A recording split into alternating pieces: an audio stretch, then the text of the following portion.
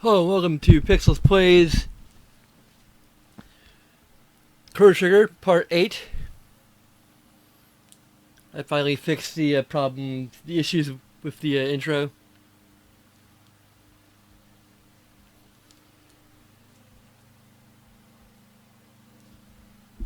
The intro audio was a little wonky. Um, in the previous past couple videos that we've done.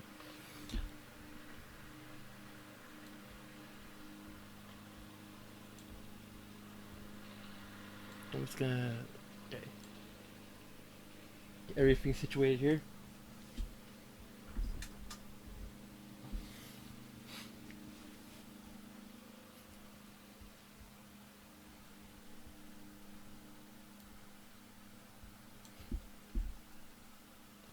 So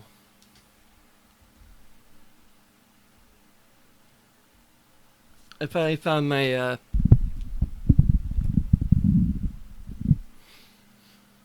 strategy guide, or my Nintendo Player's Guide, to be more specific.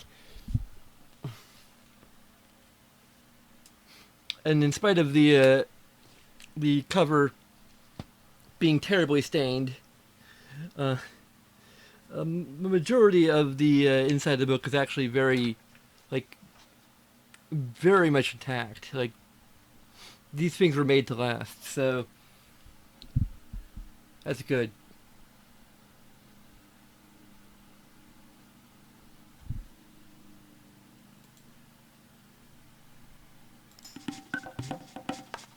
There we go, we got the.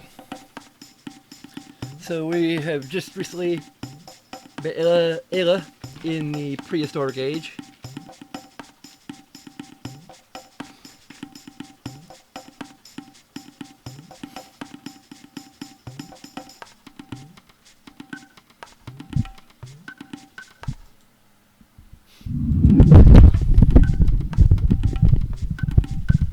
To get my microphone kind of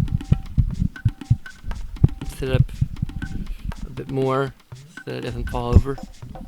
Okay.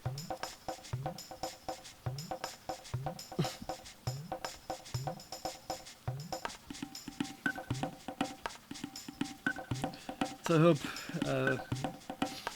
everyone enjoyed the Day of Dreamcast image. It's a little revised from what I dang it, I need to, it's a little revised from what I did in that's what I posted on Twitter. I should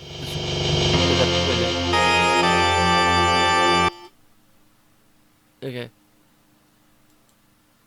It's a little bit revised from what I did what I posted on Twitter. I decided to go ahead and just incorporate the Chrono Trigger text font, or whatever we'll call it. Also adding in the word remember because it sounds cooler.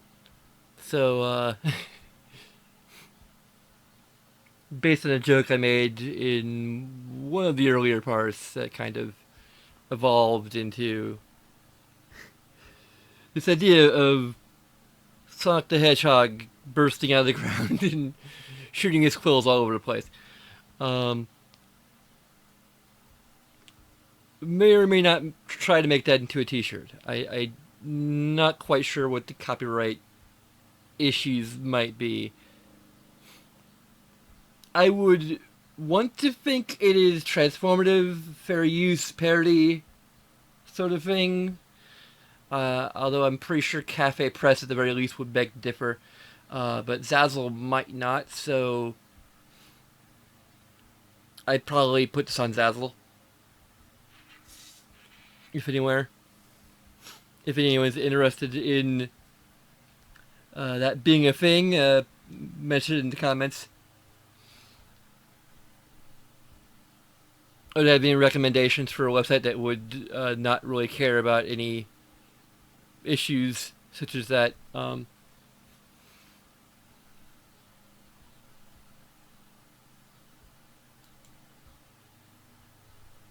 Anyway, back to the game.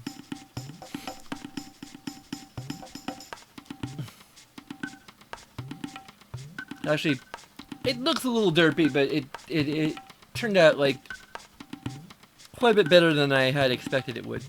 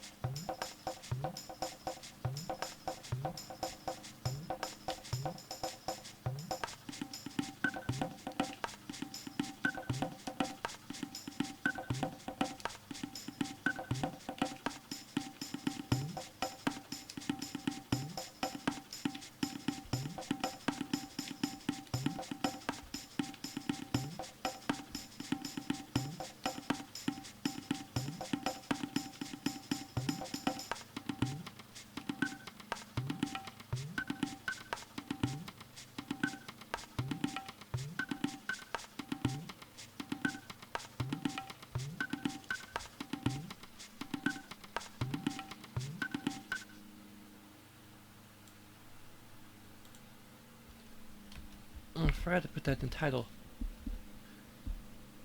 Because in some of the older parts I put platform in the title.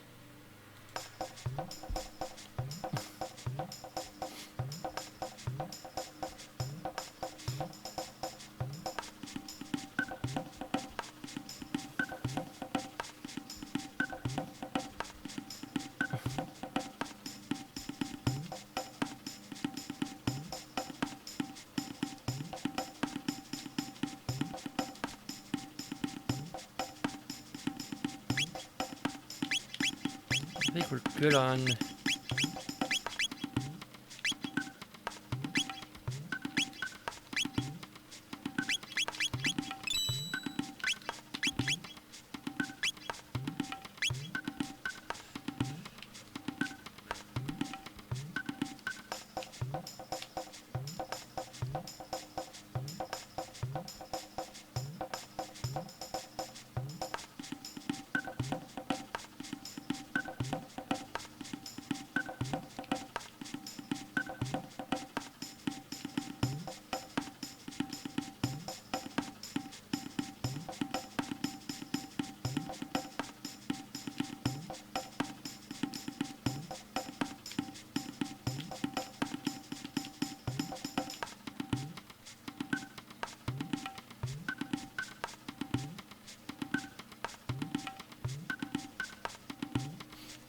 I think I've heard of live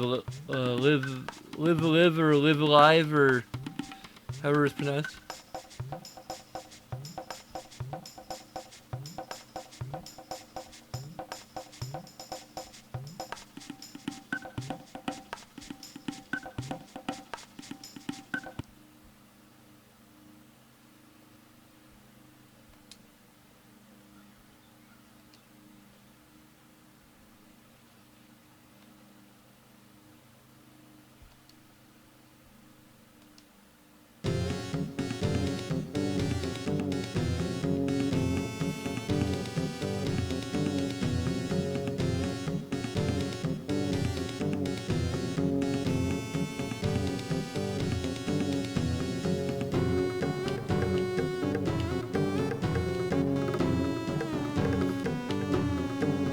Actually, while everyone's here, I need to show off a couple things that I've done.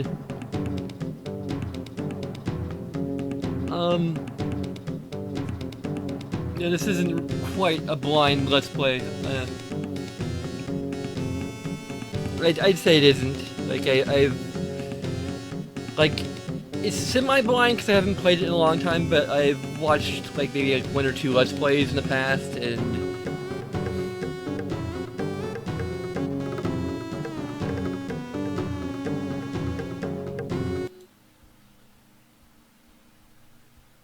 there's a couple of things I developed.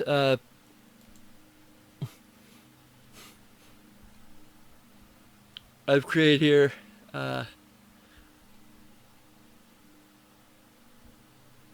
One is this kind of title card. I'm not sure if I'll actually use this as a title card. It's sort of a bringing an idea I had while playing the game to life. Kind of an in-joke for 90s kids.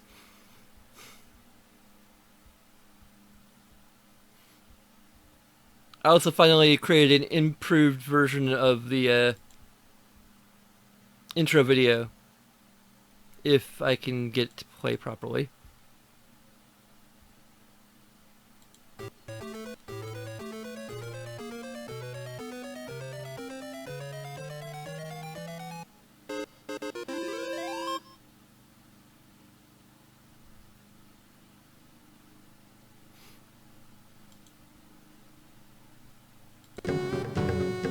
Anyway.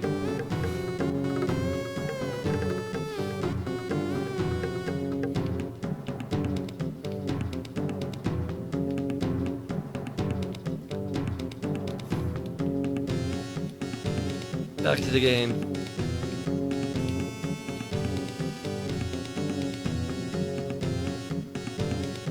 Also, even though I may have forgotten some things, I do have the Nintendo Player's Guide in front of me, so...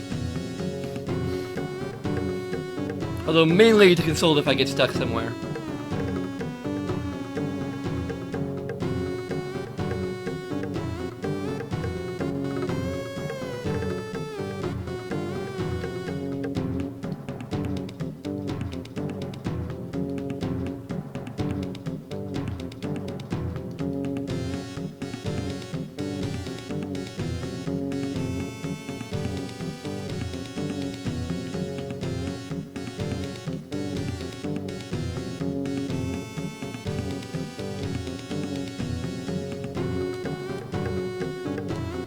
I can't do the dance button.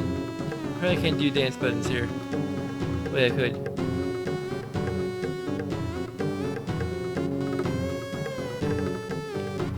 Also, there's a song by 9 Inch Nails called Came Back Haunted, which sounds a bit like this. Although it might just be me.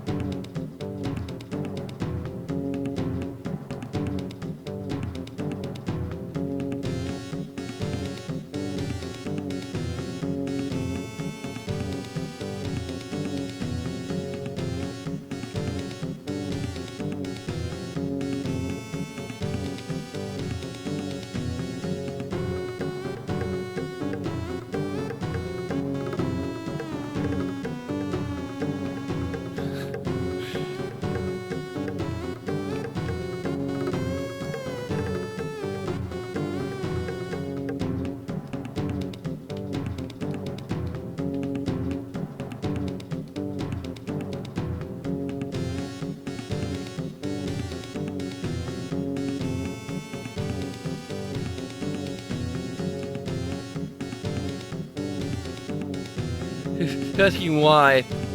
You ask why, I ask why not.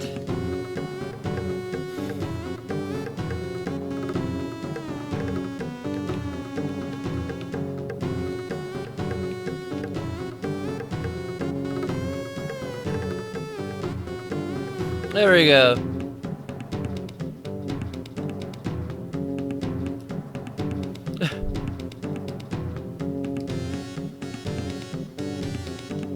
Okay,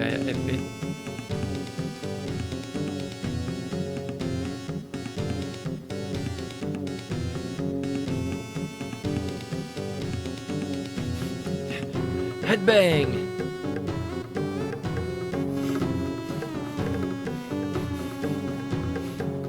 Although really he's more hair banging than head banging here, when you, if you really look at it.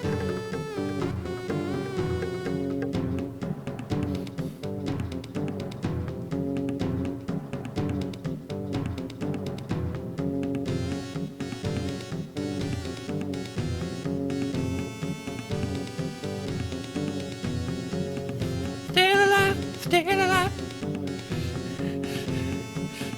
Ah, ah, ah, ah.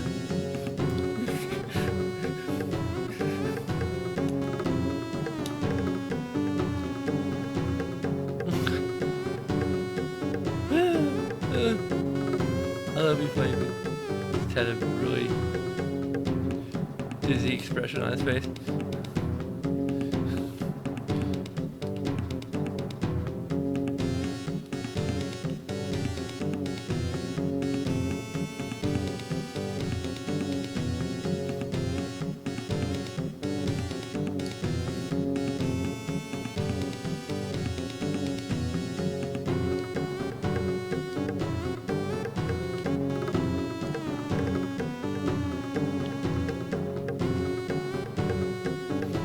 But thou must!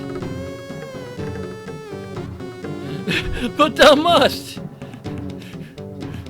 Okay.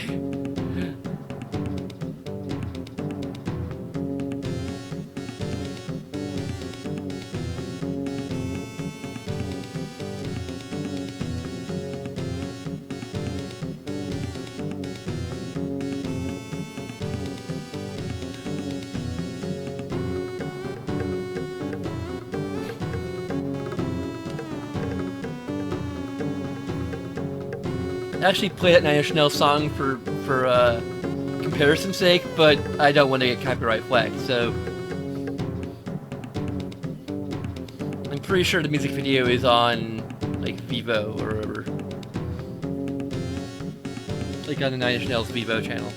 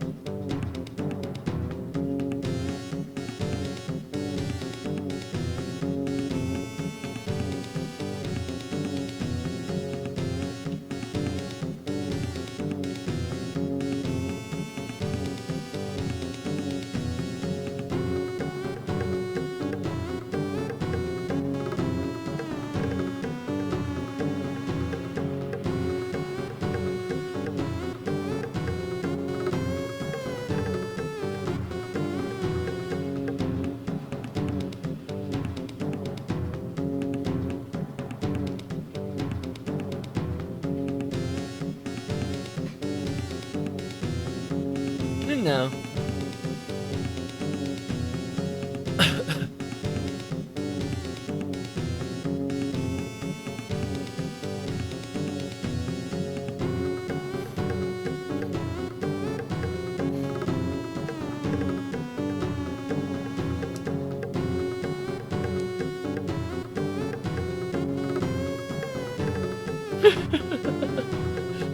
Have soup race.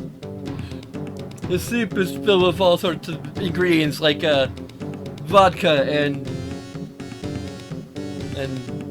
I don't know.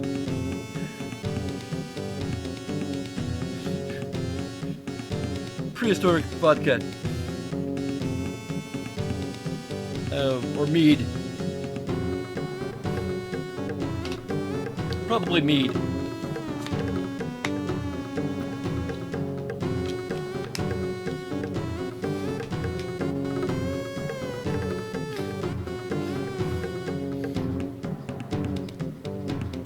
The drink of any true Nord, I mean prehistoric person.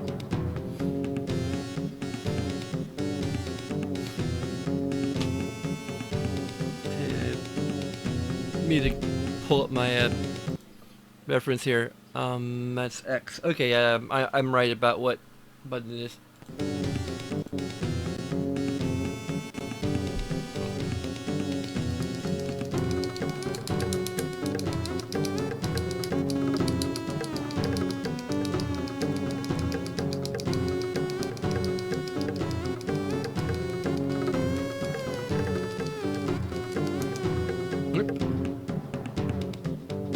Oh.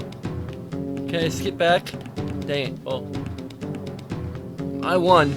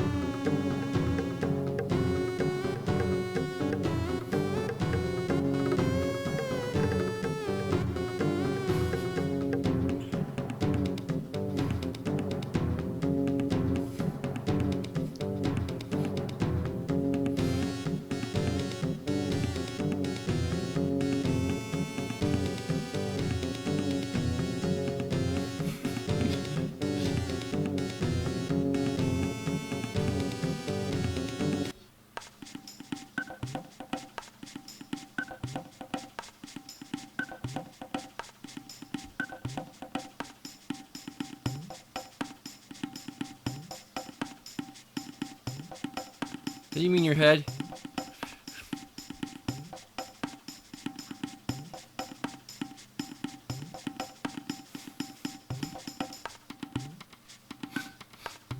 Don't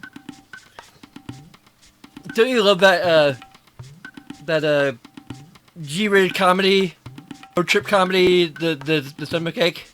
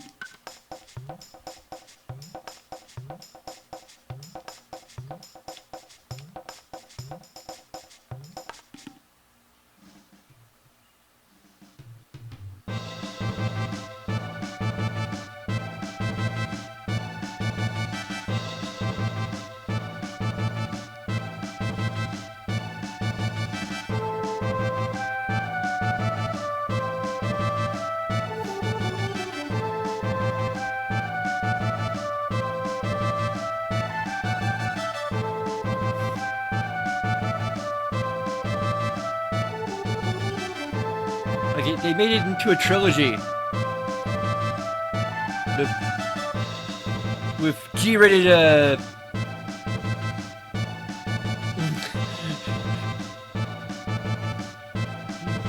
versions of I don't even know him.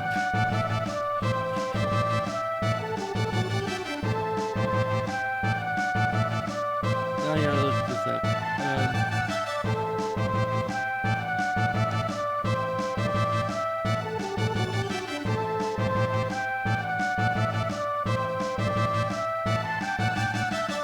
G-rated Bradley Cooper, G-rated Zach Galifianakis, and G-rated Ed Helms.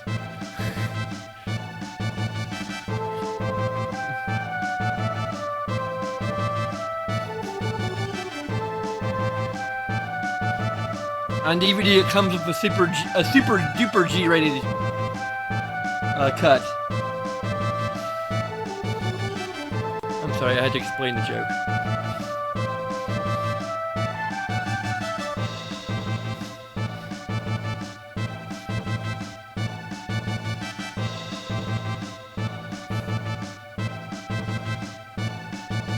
It's the G-rated version of The Hangover, okay?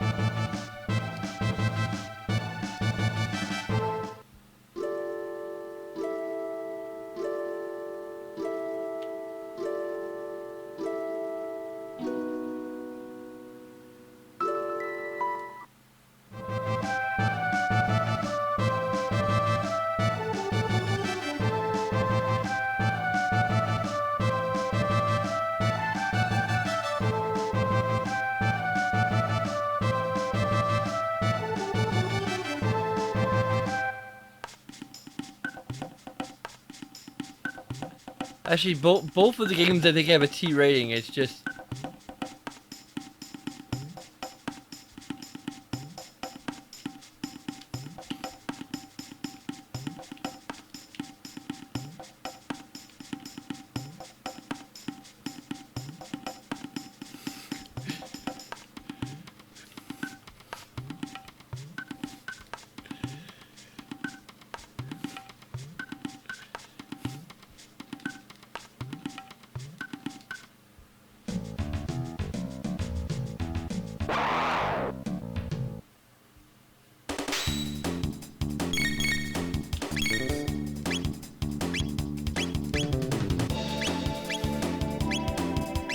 pretty sure that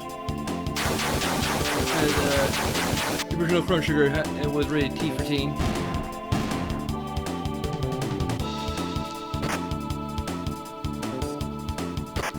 The thing that kind of peeves me off is how Earthbound, when it was re-released on Virtual Console, suddenly has a T rating when it was originally rated kids to adults, and there is now an E10 plus rating.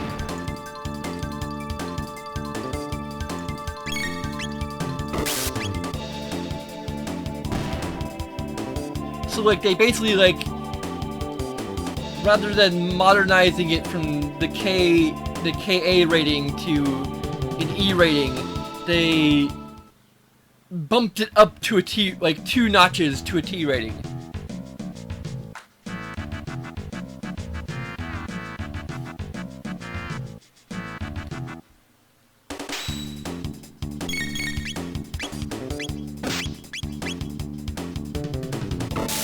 Yeah. Like the only thing I can think of that might have been like possibly the reason is there's that lady who is like suggested to be a prostitute, but like you wouldn't get that. Like all the adult humor in Earthbound is effectively like, if you get the jokes, you're already corrupted, okay? It's too late for you.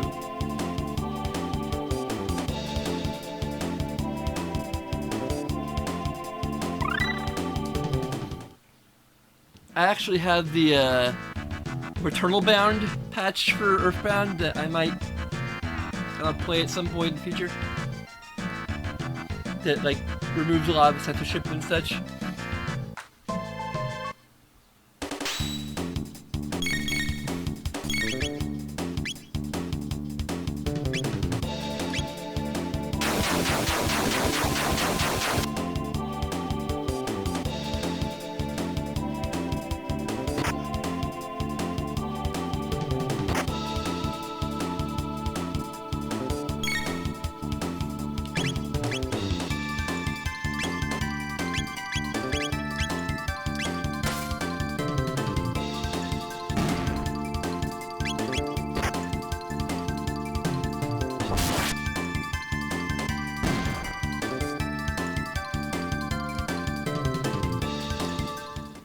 Also, it is incredibly funny how the ESRB, like, unlike the MPAA, they go and like actually like re-rate games when they're released onto other platforms.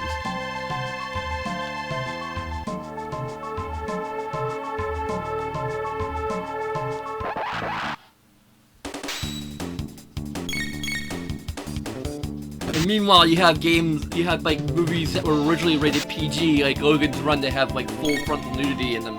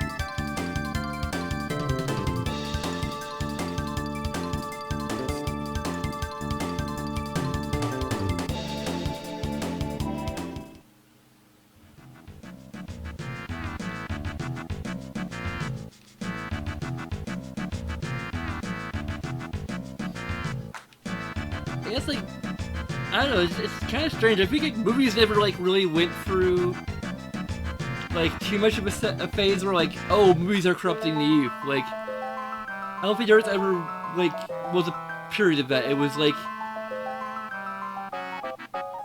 it was comic books, video games, and, like, rap music.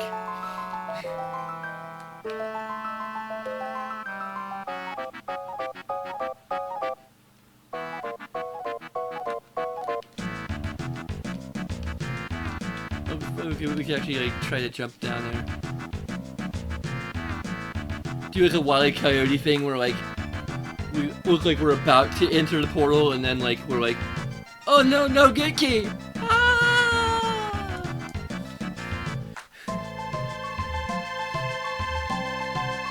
Although there is like a body of water down here, so boulder is that they obviously fall into.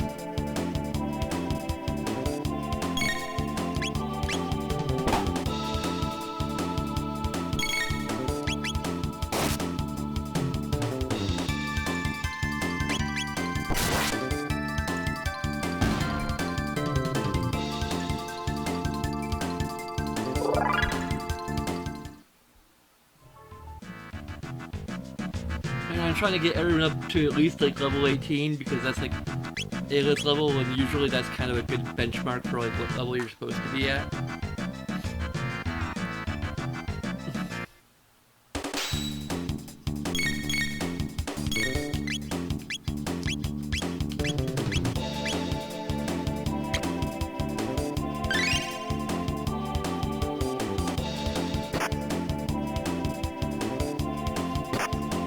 Although I guess it's further proof that Ayla is bisexual, is that she'll kiss anyone.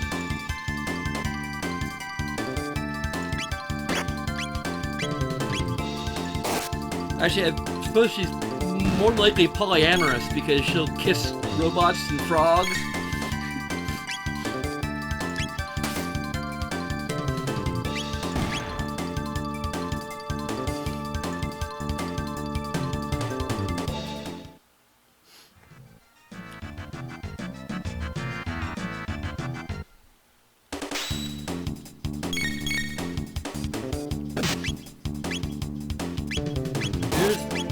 Something that has made me sad, incredibly sad recently. I've been wanting to get into watching Dragon Ball, like any of a Dragon Ball. Possibly starting with the original. But last month, it got removed from Hulu. So like when I finally decided like, hey, I should like check the show out, the streaming service that it was on is just recently removed it. And like none of it is on Crunchyroll either. Well, I don't like subscribe to Crunchyroll, but like I could get like a month trial of it. And so if anyone knows of any streaming services that are actually showing any Dragon Ball,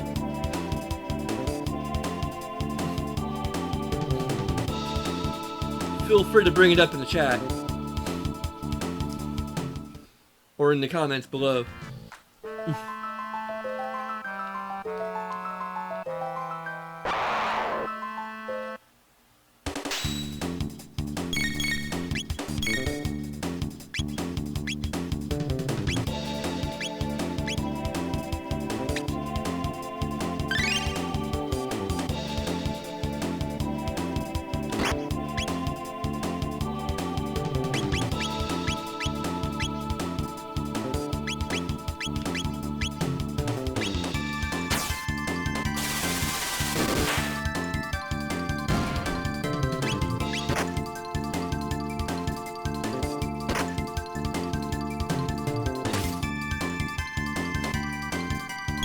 Probably try and Google where to stream it.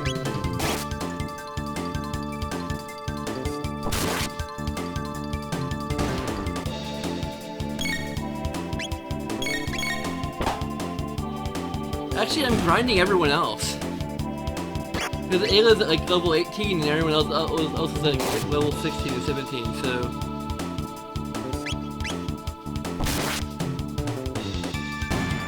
Although it might be a good idea to grind for tech points for Ayla.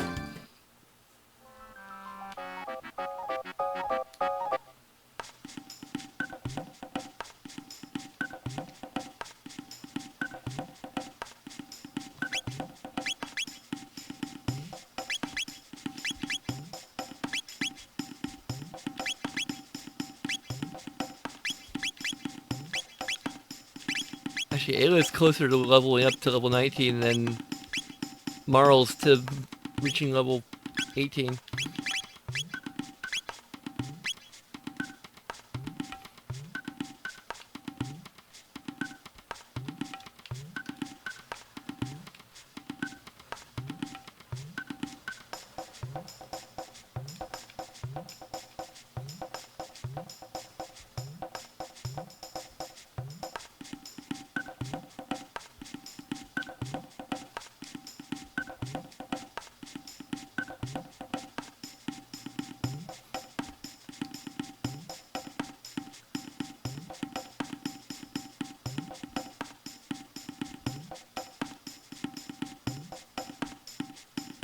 I have SNES already.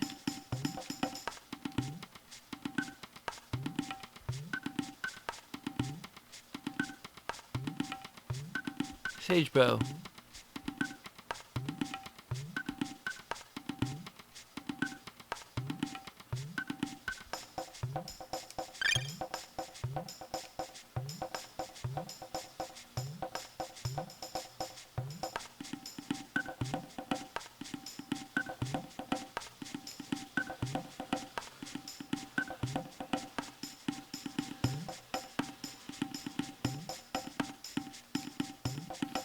I have some stuff, but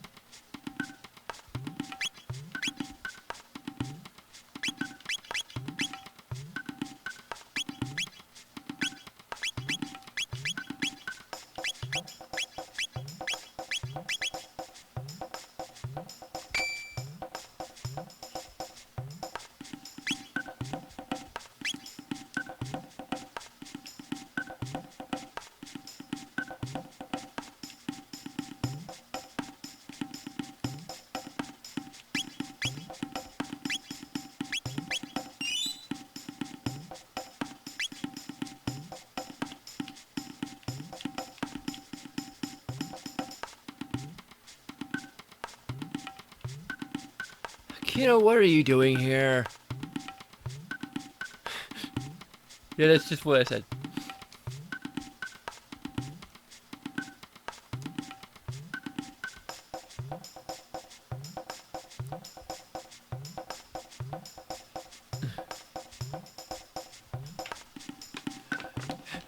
Wait.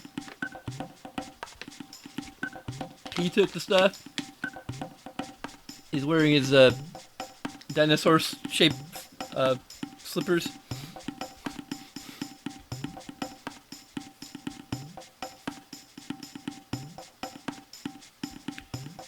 Also, if Kino really wants us to just leave and make like a tree and get out of here,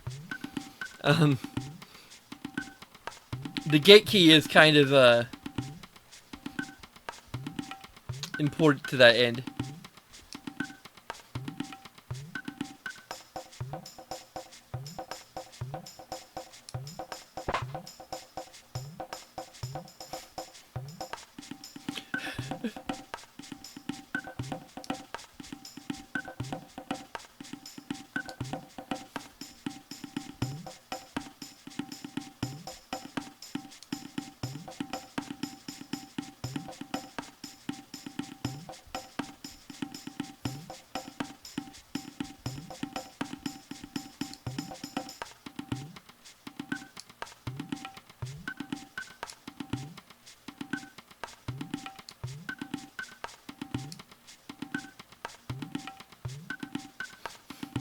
Yeah, about that.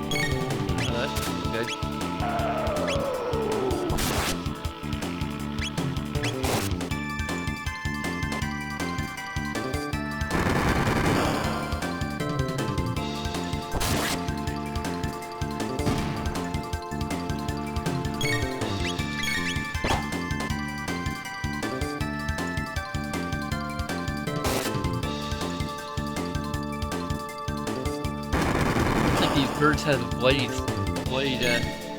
status.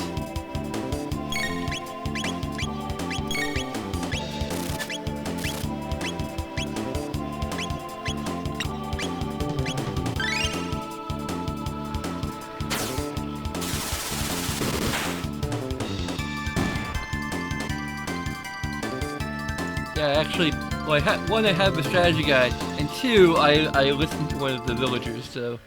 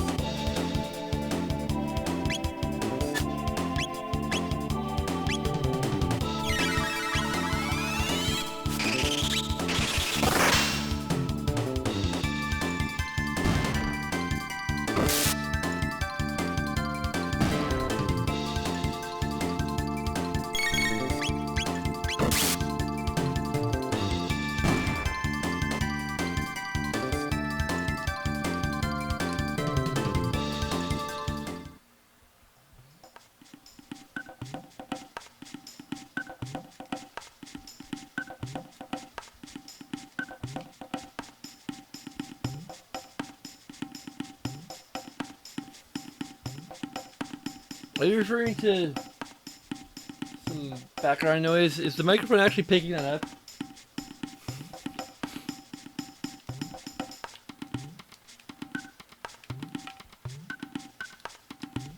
I think someone like next door or across the street might be like mowing or trimming a hedge or something.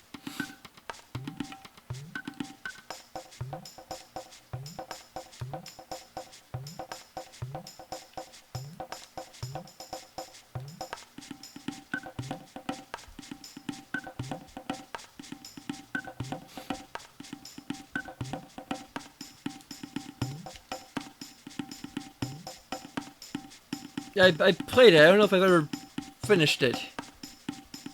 I'm pretty sure I haven't finished it without using cheat codes, at the very least.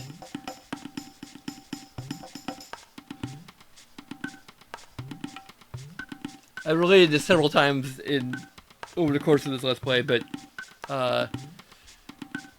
like pretty much through most of my childhood, I used cheat codes. For like infinite health and such, so...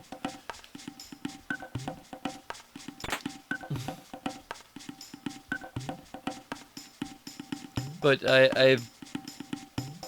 In the past, I guess the past decade or so, I guess.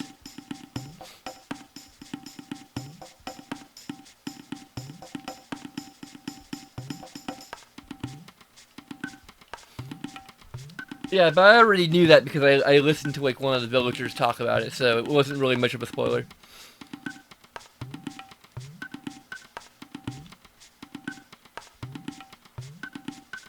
Also, I've watched at least one Let's Play of it, so...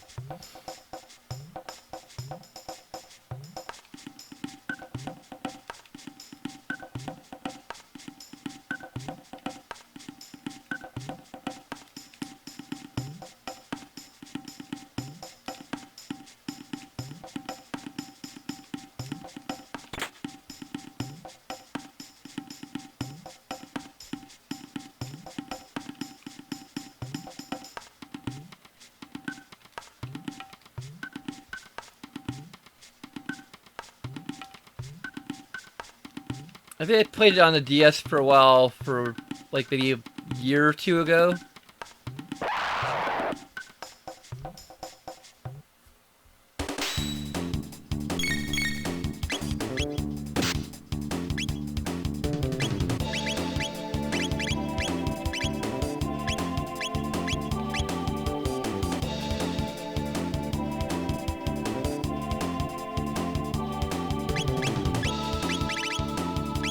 am I doing? Okay.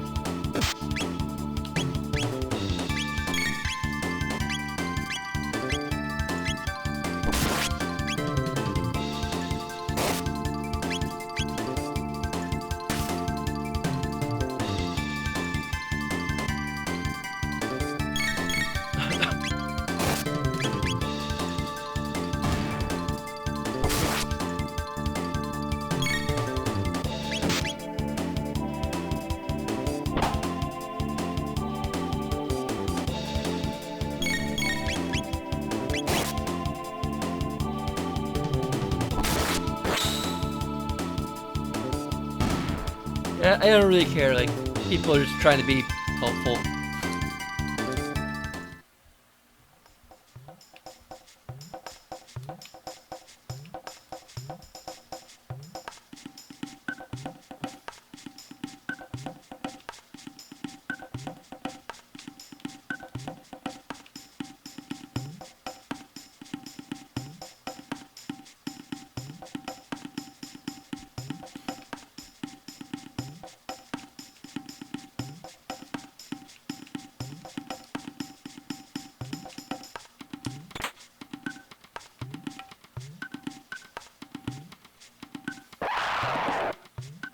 What?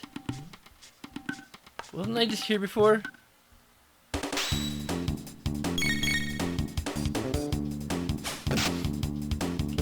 Now, back in the day, I cared more about just experiencing the story than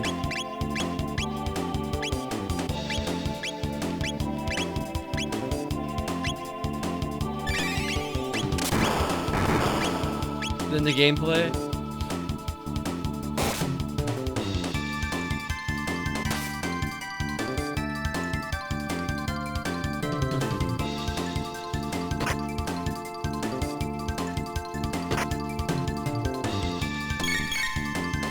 I didn't really start to appreciate the challenge until I was basically forced to when Game Sharks became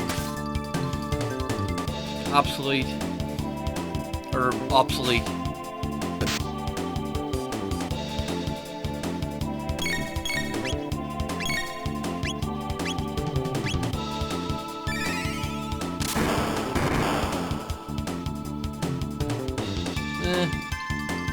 I don't think this is one of the ones that is weak to lightning. Oh, great!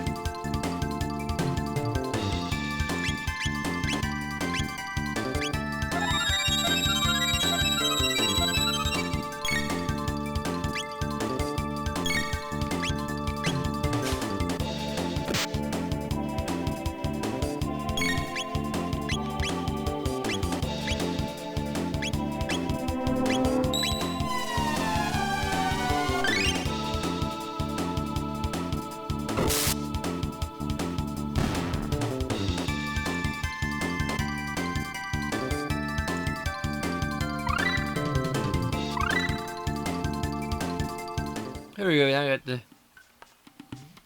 got some text here.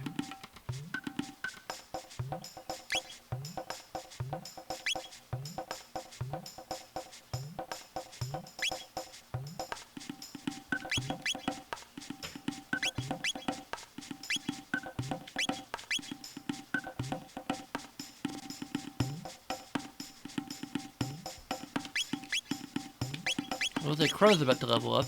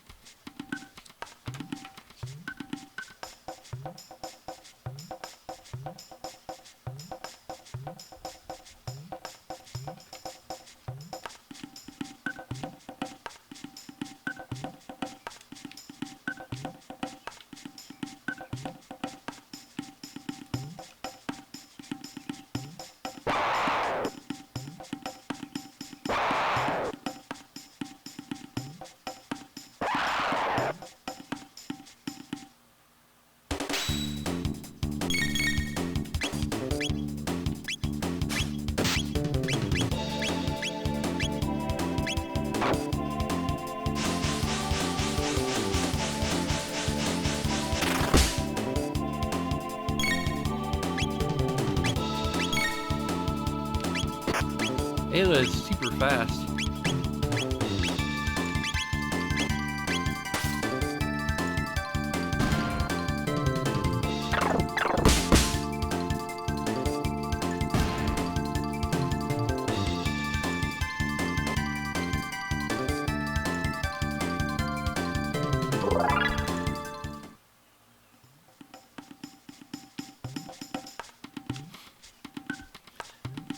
I think like one thing that like really makes me happy that like I haven't been able to use cheat codes is that I beat Breath of the Wild a couple months ago, and it just felt like this incredible thing. I think it's the first Zelda game I ever actually managed to beat. At least without cheat codes. I think I beat Link's Awakening back in the day, but that doesn't really count.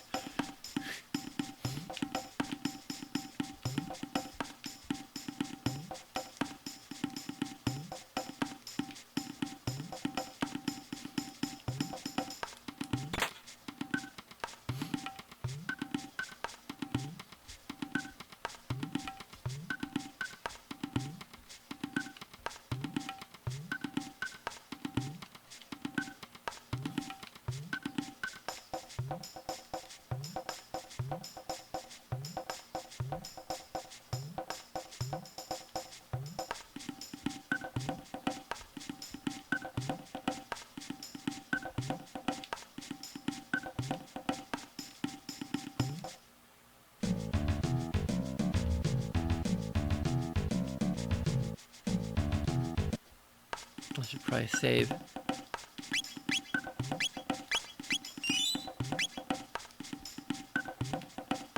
think there was a treasure chest that I may have missed.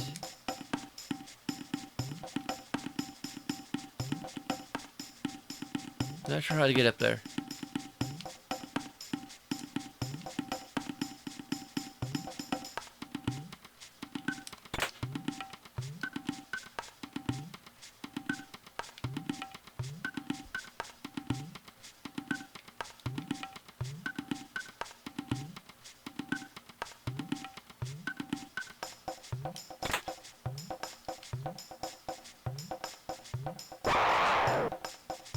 Really?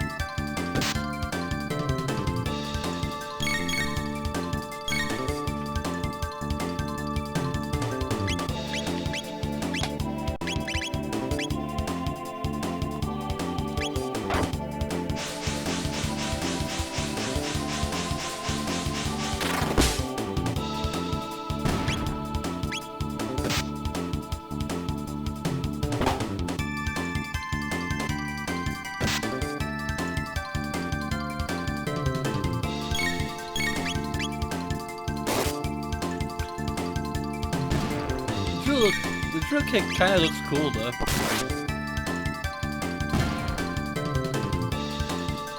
Although the animation is a little lengthy.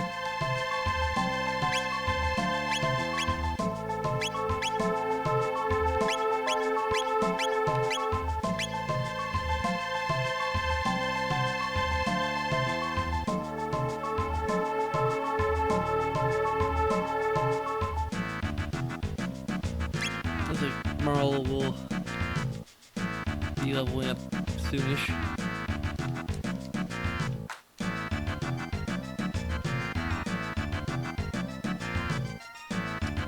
Oh, this is a dead end! Where do I go?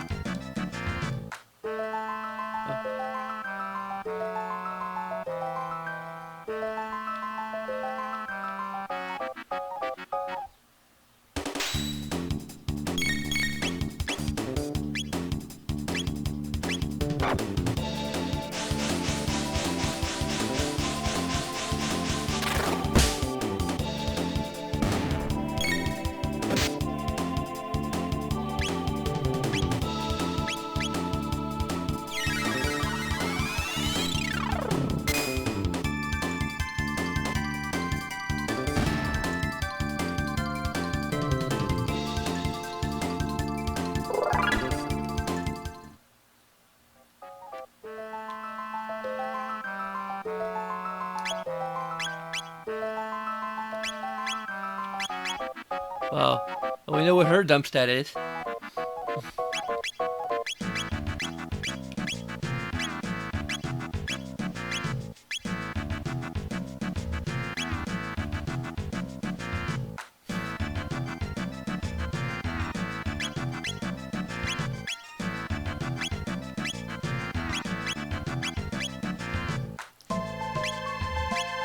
does have a higher hit rate than Chrono does. Or Pixel. As the case may be.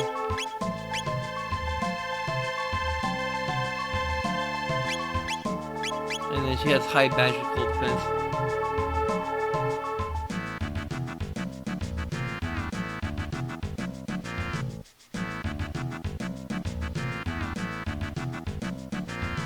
I've given her all the magic tabs so far. I've given Chrono all the power tabs.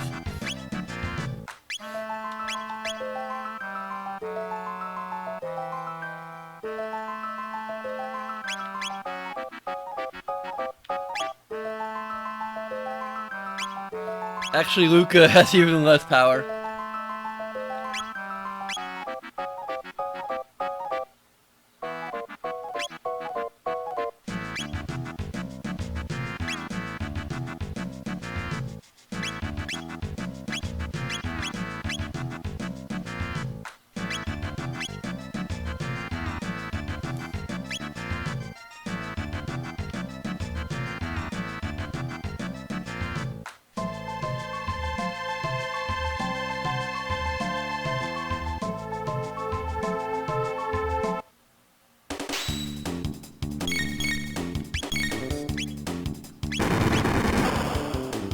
I think these are the guys that are weak to lightning.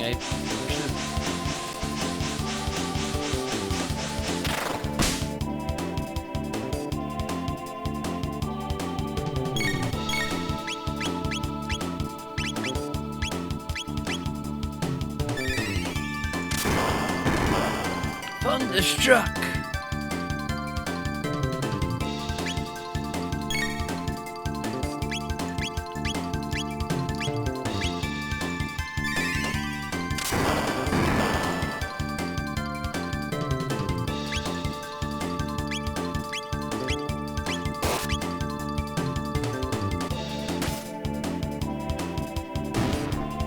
I just need to give him the 1-2 punch.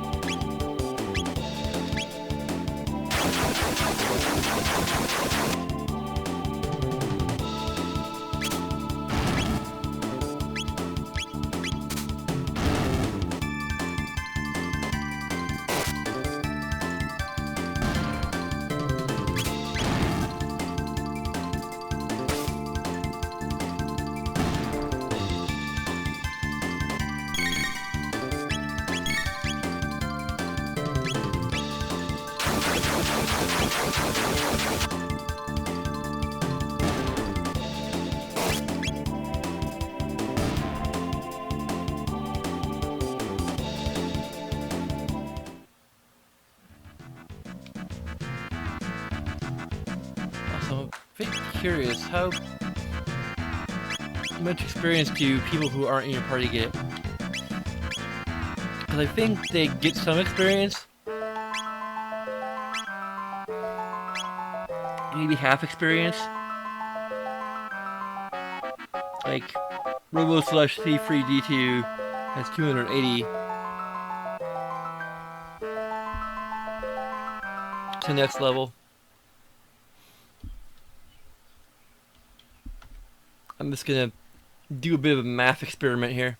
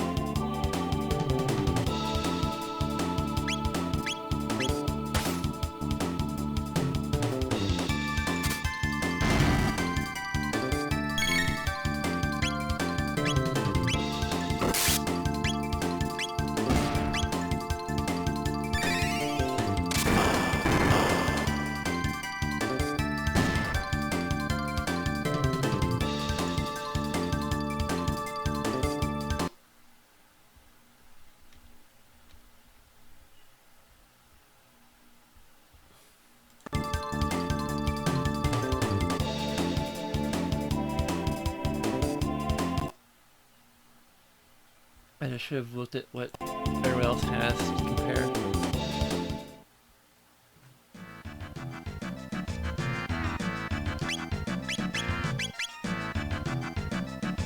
Yeah, they do get some experience.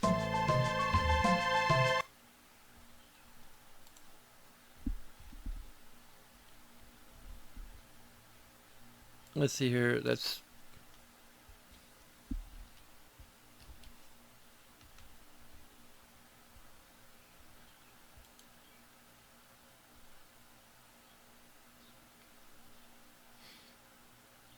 I think they might get all of the experience.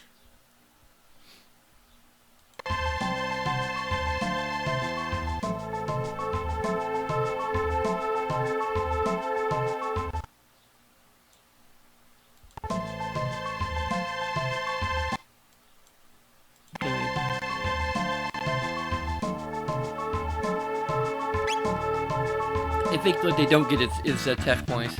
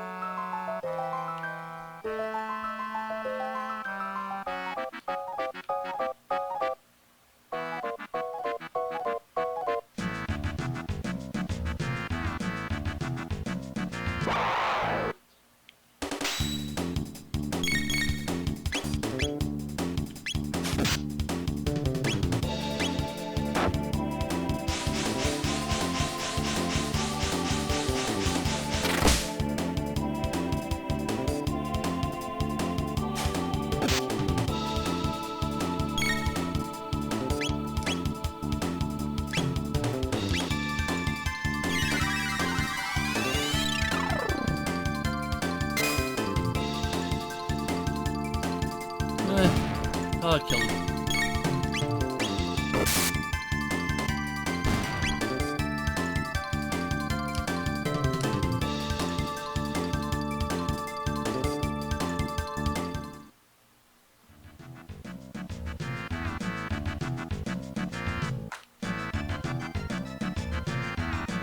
I prefer the term squishy to fragile.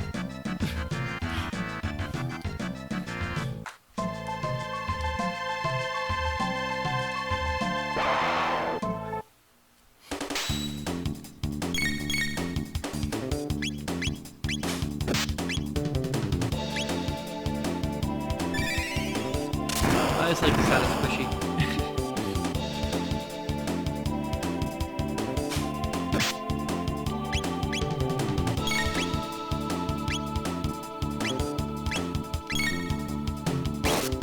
They both work, but I just like the sound of squishy. I think it's also part of the RPG vernacular that I am familiar with.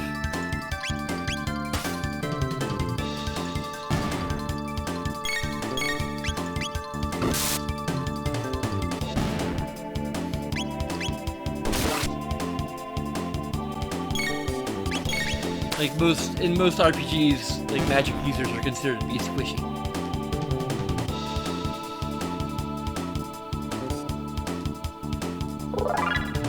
Like in D&D, they have like the lowest hit dice, so they don't have very much HP.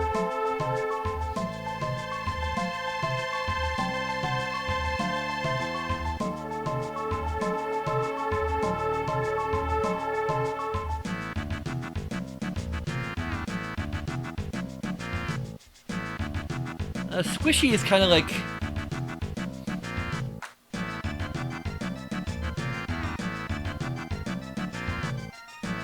I wouldn't say that squishy is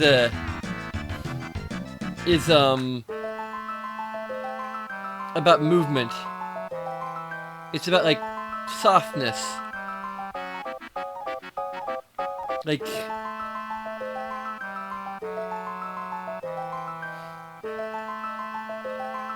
Like a jelly, like in the movie not Little Nemo, that's a different thing.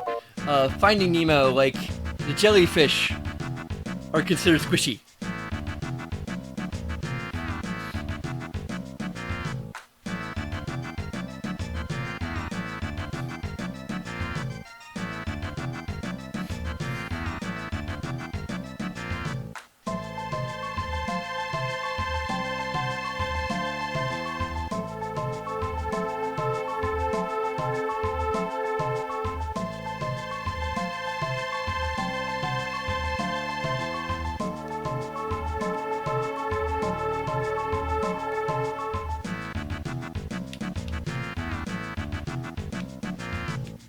Thinking if I can, I'd like to go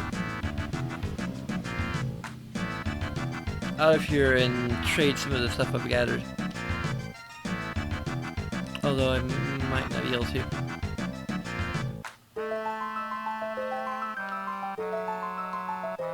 Oh, I'll be able to.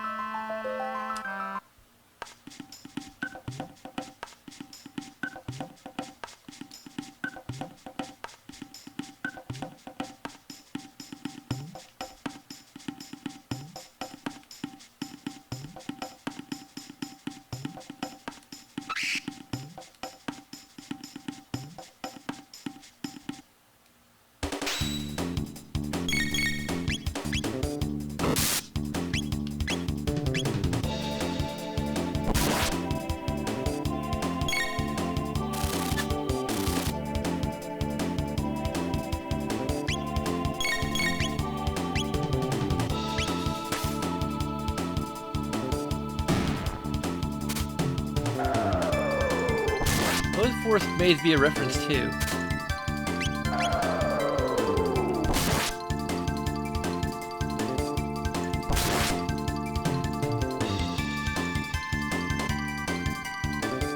Ew, we're speaking of squishy.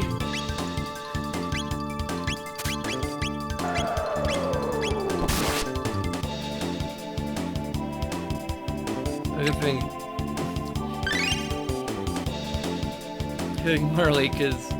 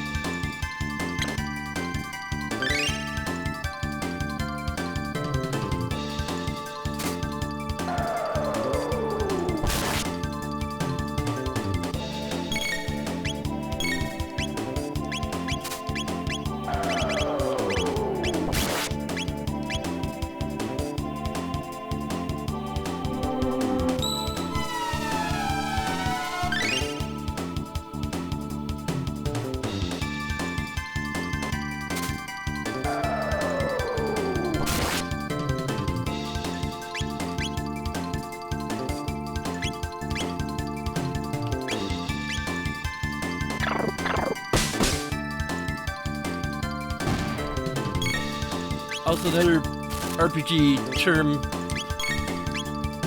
Although squishy isn't exactly an RPG term, it's just a term that I think RPG players tend to use. But Blade, I'm thinking just from what I'm experienced thus far, that when they turn red, that basically means that they're effectively bloodied, or like I think it's actually 4th edition D&D that like did that concept. I'm not sure if any other like RPGs, like tabletop RPGs, use this concept, but basically, there are certain enemies that like when they are reduced to half health will have like special abilities. I'm thinking that this is like an example because they like turn red.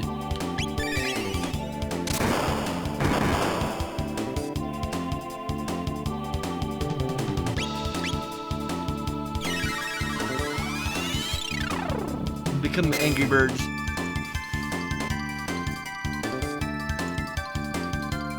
Or irritated eaglets.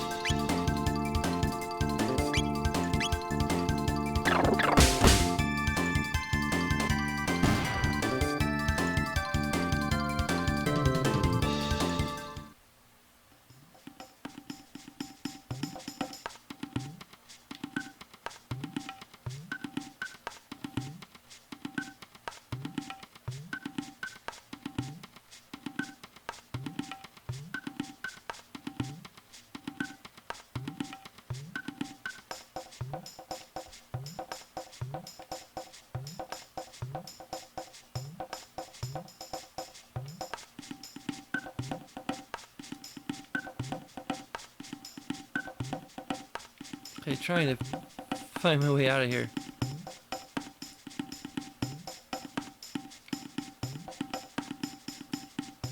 I think I'm going around circles now.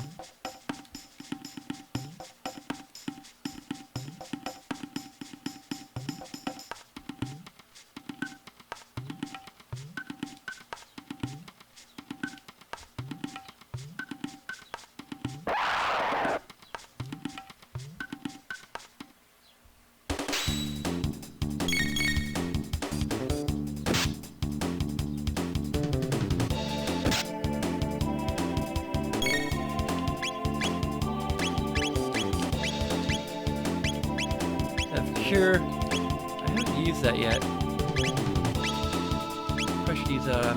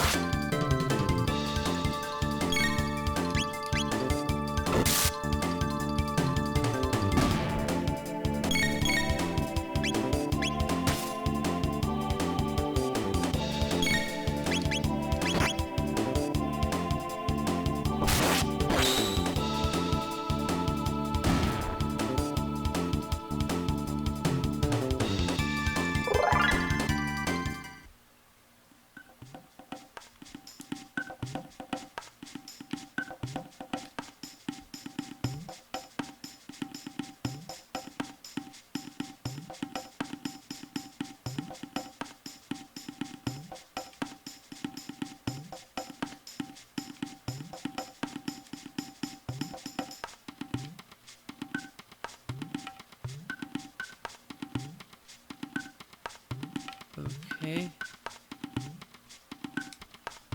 I'm gonna go up here. And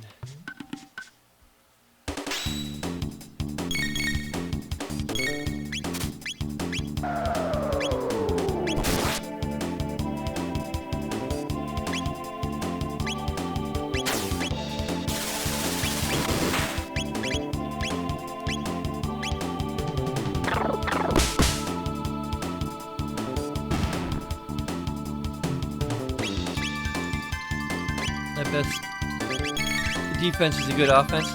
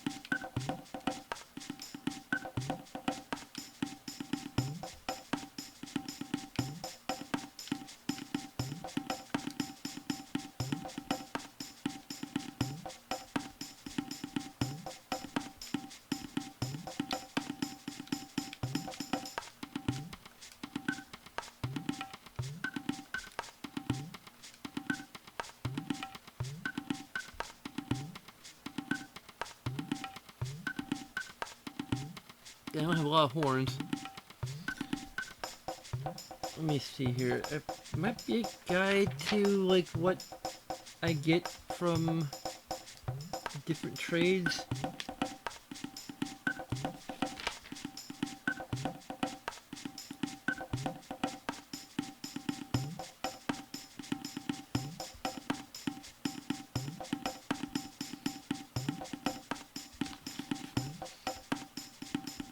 Oh, there's a hunting range, like, I think it's to the north, that I'm probably supposed to go to before any of this, to get, like, a lot of items that I can trade. Oh, it doesn't say, like, what I can trade it for.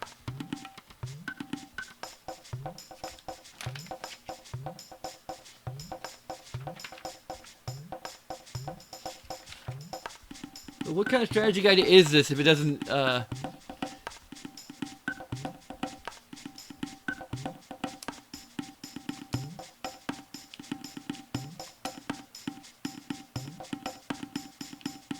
Okay, so that's the ruby gun.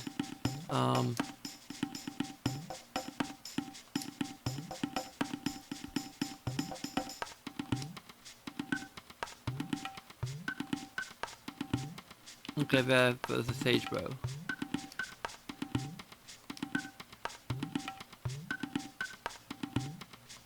Pedal. Feather. Stone arm. Sounds like somebody Ayla might use.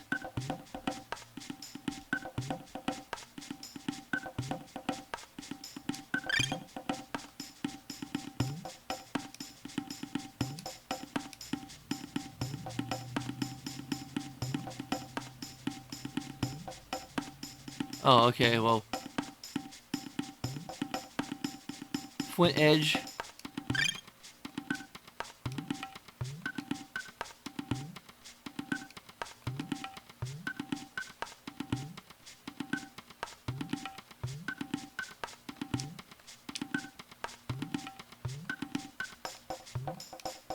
Oh, I don't still want trade.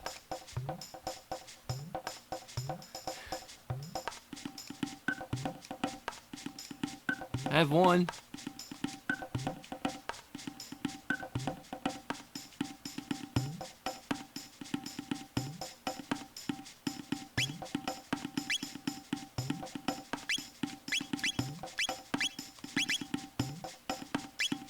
That's definitely.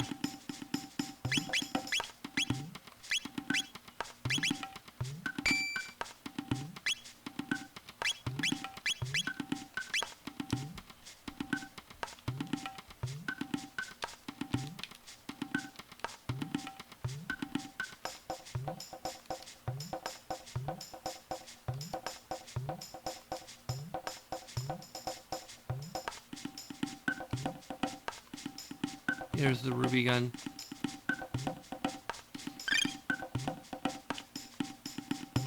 Oh, damn it.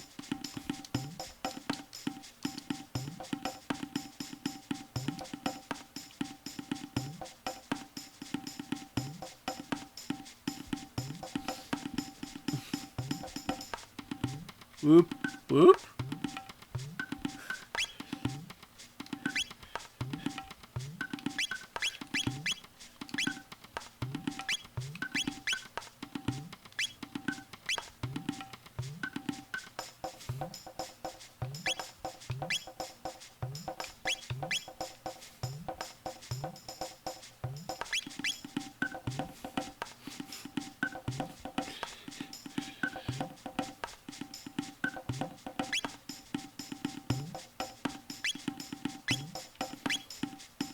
Actually, I was thinking of doing that in Notepad.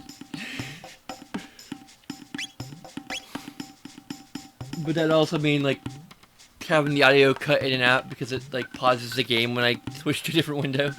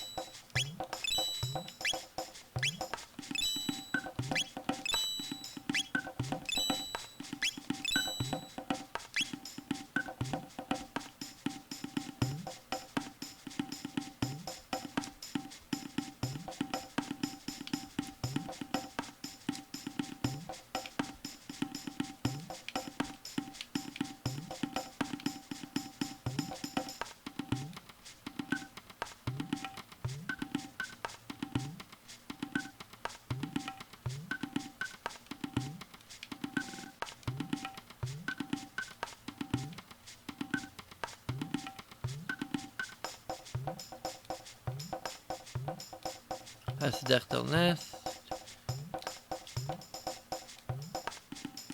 I'm actually gonna be turning 33 fair amount later this year, but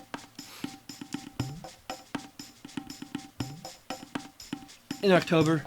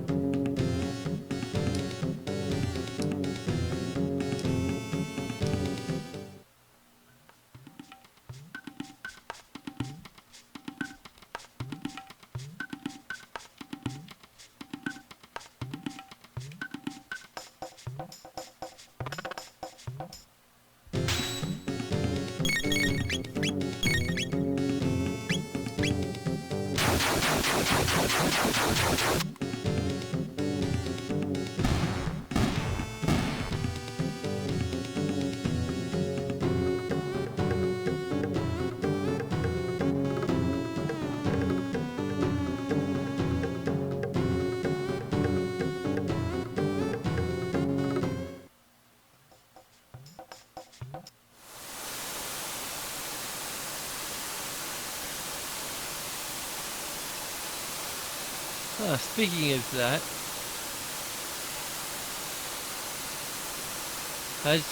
where am I supposed to find the new? Too late.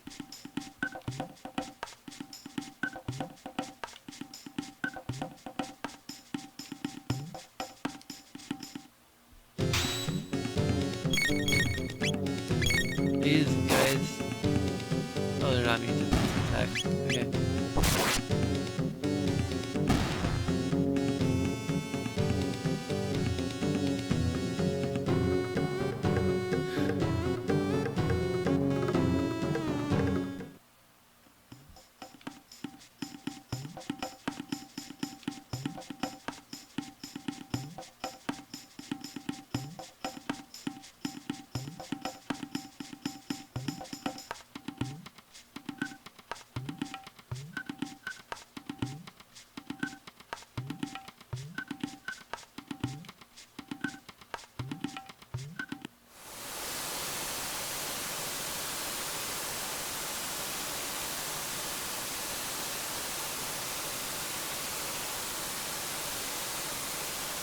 Okay. Oh, okay, I'm on the wrong level.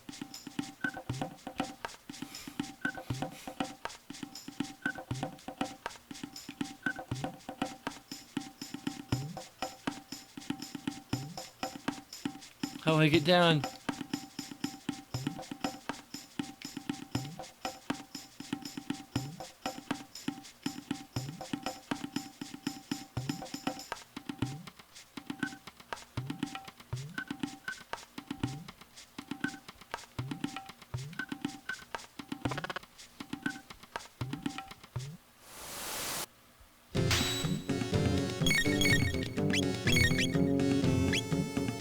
No, I'm out of MP.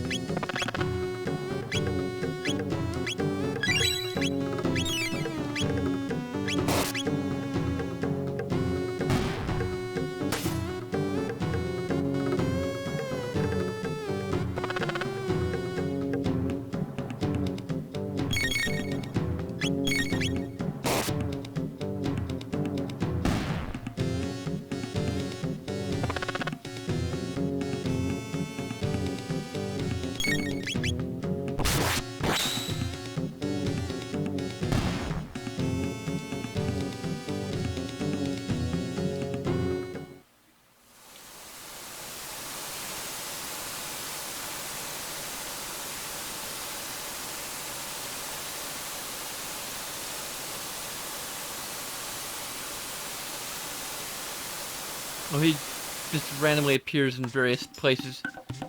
Dang it! He's up! He was up where I was!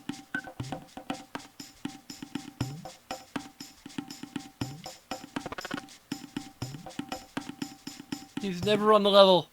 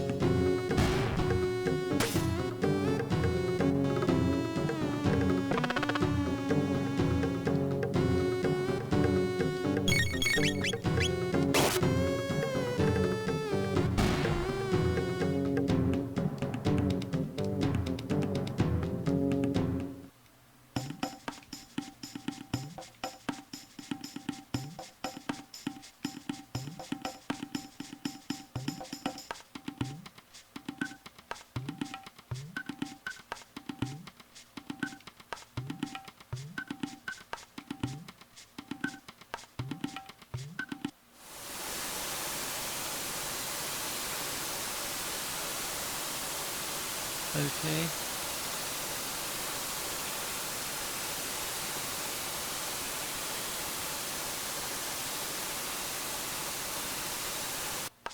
Okay, he didn't appear in any of the spots I've seen him before. This is like a... Is it completely random or is it like a cycle?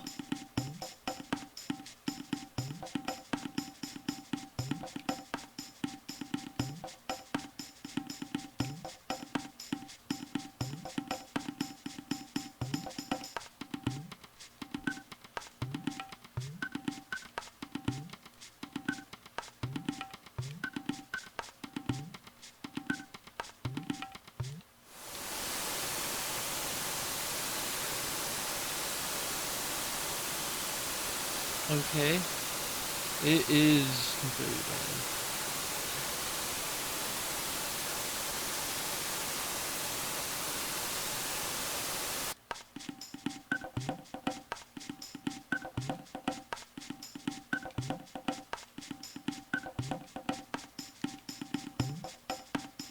It is a random cycle. A cycle of randomness.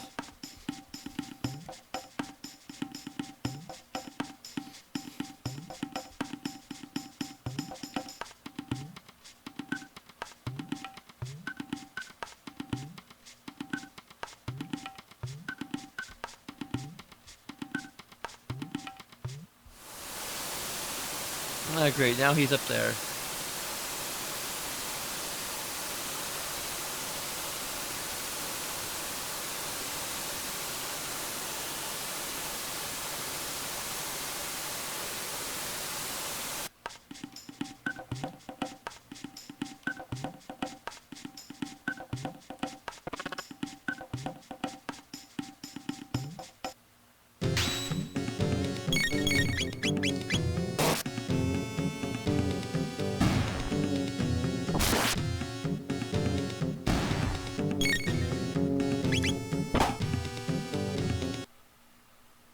I forgot to use the add button. And somehow I don't have that button available to me.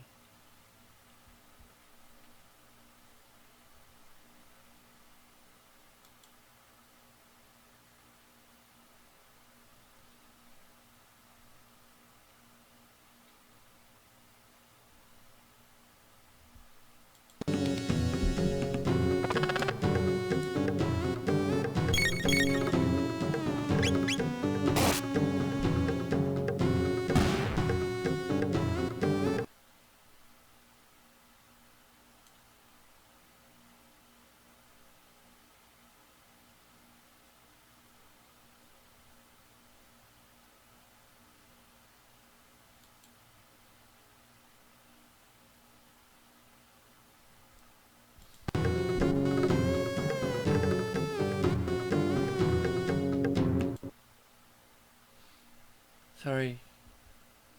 Okay, here we go. Hopefully I didn't just play 2 ads in a row.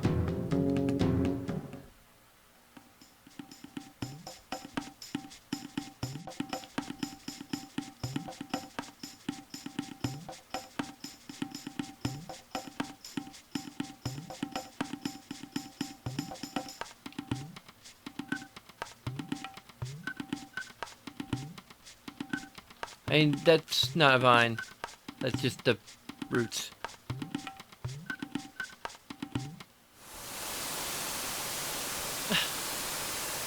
You see, now I can climb a vine, but there's no vines I can climb here, and by the time I actually reach the spot where he is...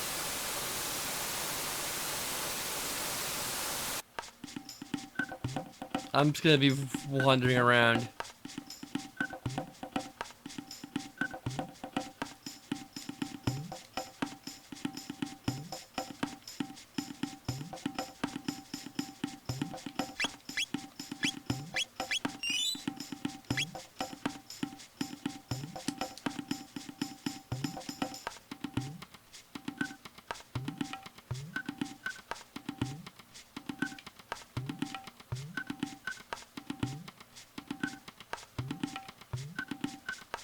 Oh, there is one right there. Okay.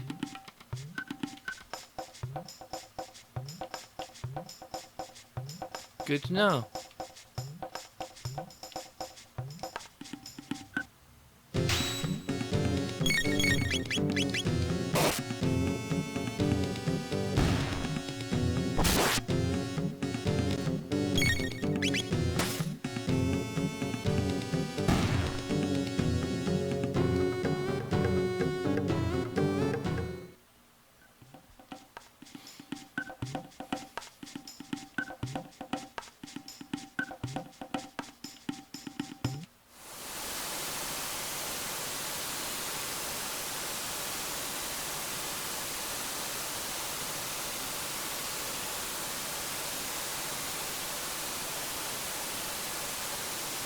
Nope, not this time. He's in the other random place. Wherever that is, I haven't spotted the other random location.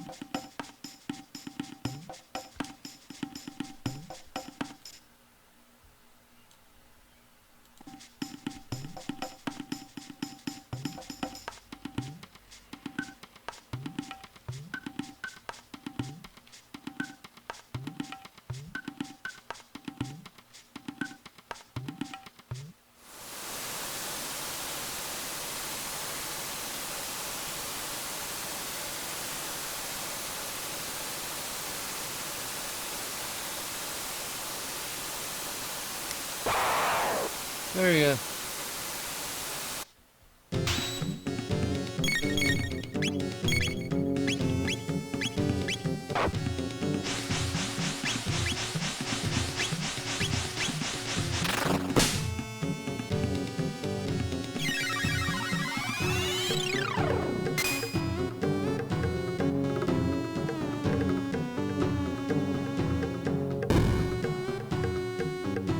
Whoa!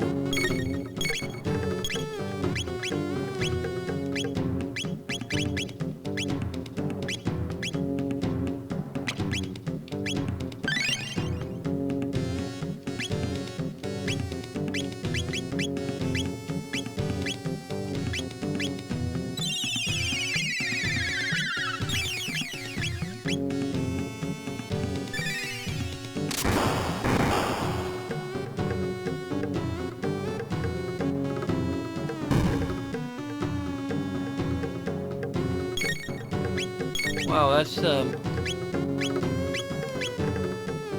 like, does this move like literally take you down to 1 HP? Like,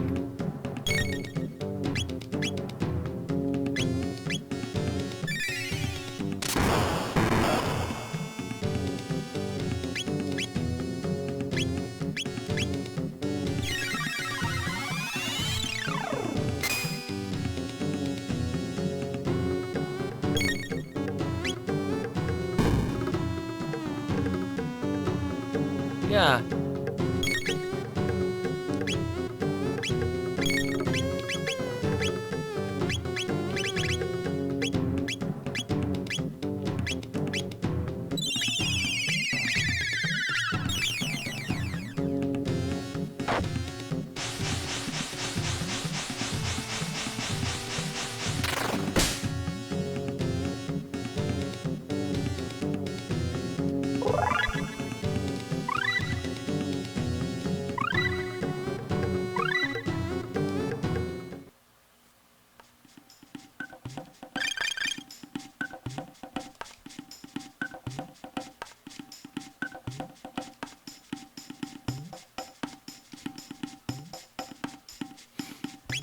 Ew.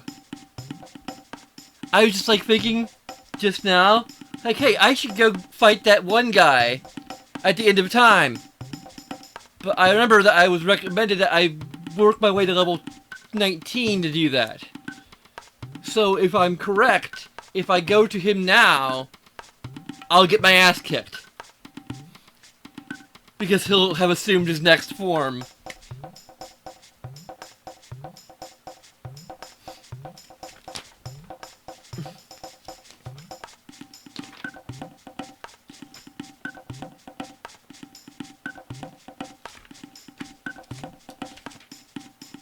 Like Specchio, I think.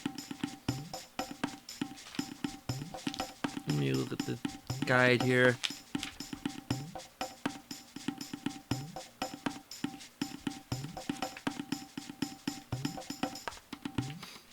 Basically working on Morrowind logic.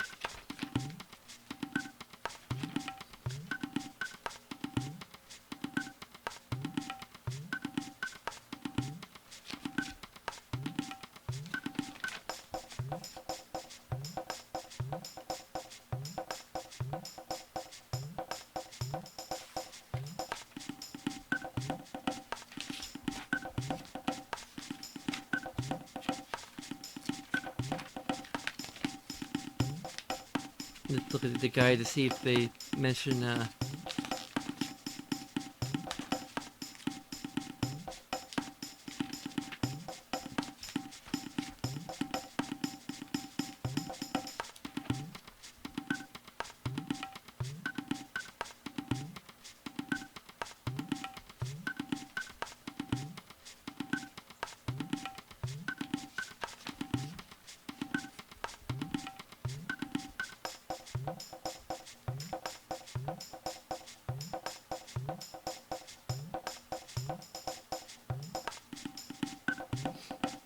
although I should probably see him just to get... Or does Ayla have magic? I don't think she does.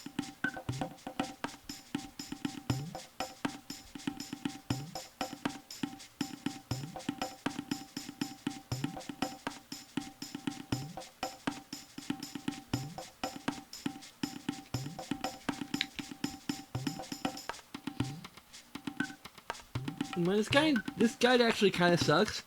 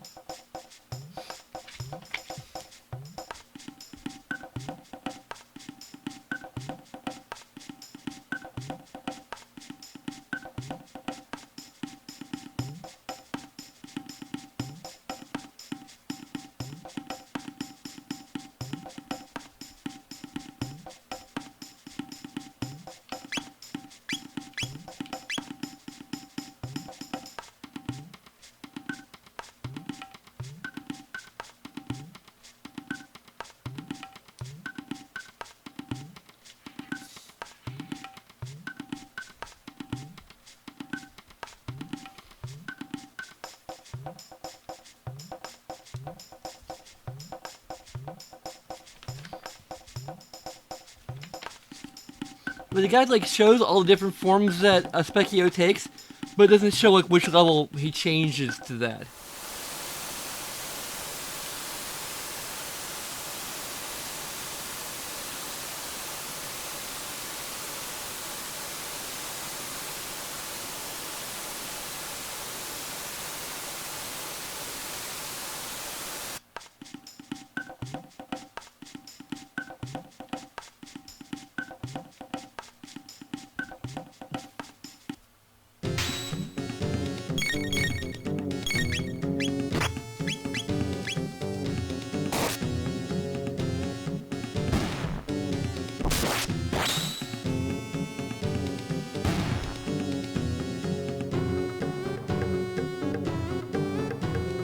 Actually, I started this channel like in January, so it's relatively new.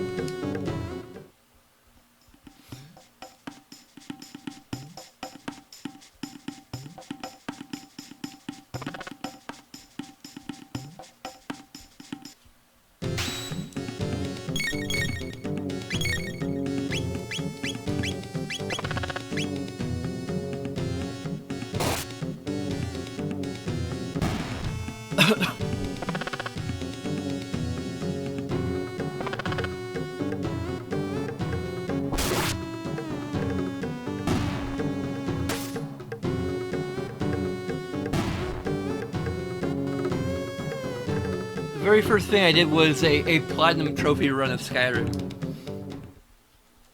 which is pretty epic.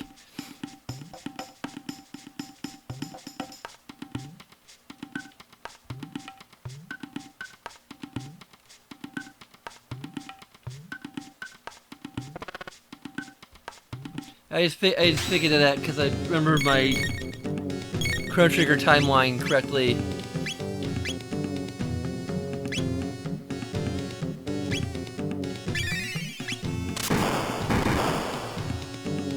I know this is overkill, but I just want to see what it looks like. Yeah, that is overkill and a half. Actually, overkill and 6 times overkill.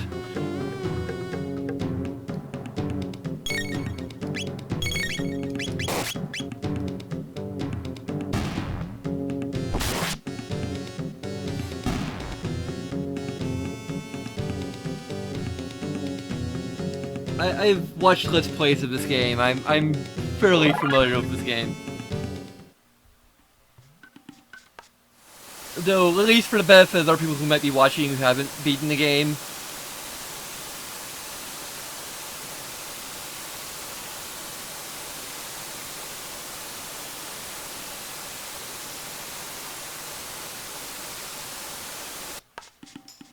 And either like might be interested in playing it for themselves at some point, or just don't want to know ahead of time what's going to happen.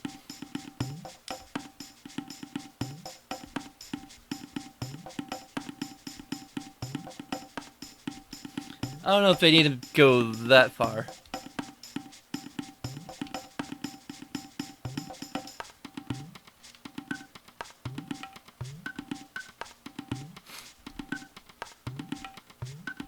Although, I don't know, like, I think if they do, like, a cel-shaded,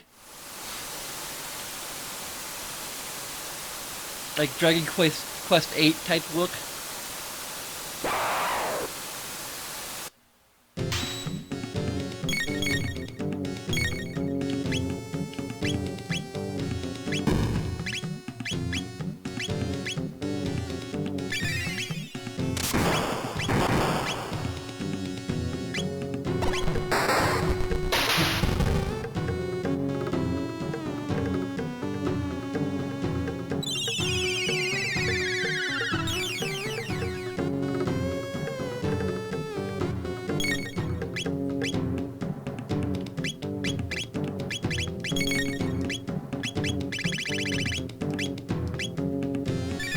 Pay attention to Bullfight 6.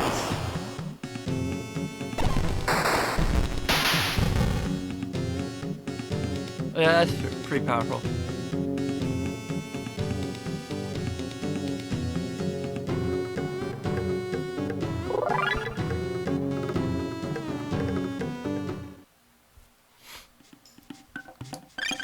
probably a reason to get I Am Setsuna is because it might send Square a message that we want more games in that vein, which would include a remake of Chrono Trigger, potentially.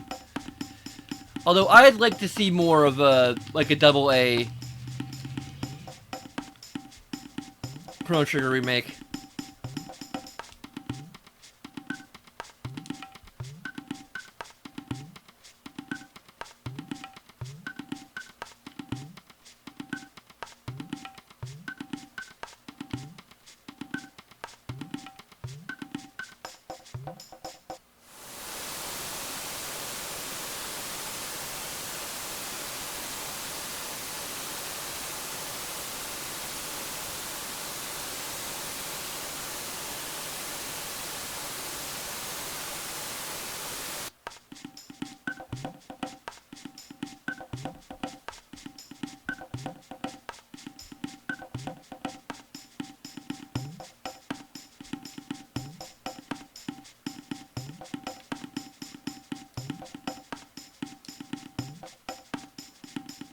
I tried replaying Chrono Cross without cheat codes, and I couldn't really get into the mechanics of it.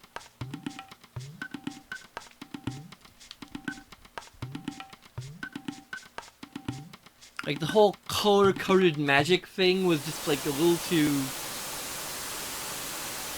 complicated.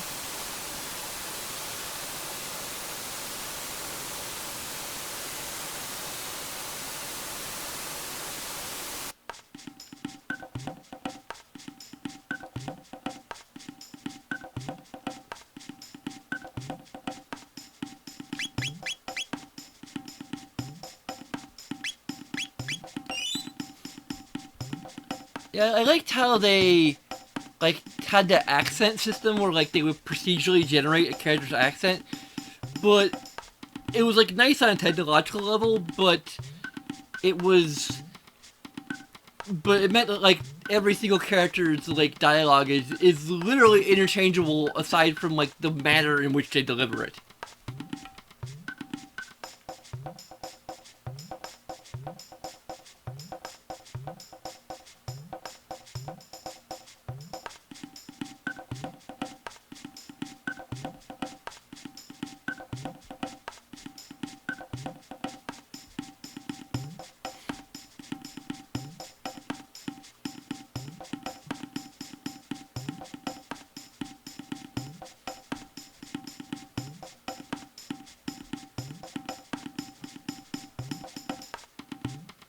I like they, like, went for to a fair degree in Chrono Cross. They went for, like, quantity over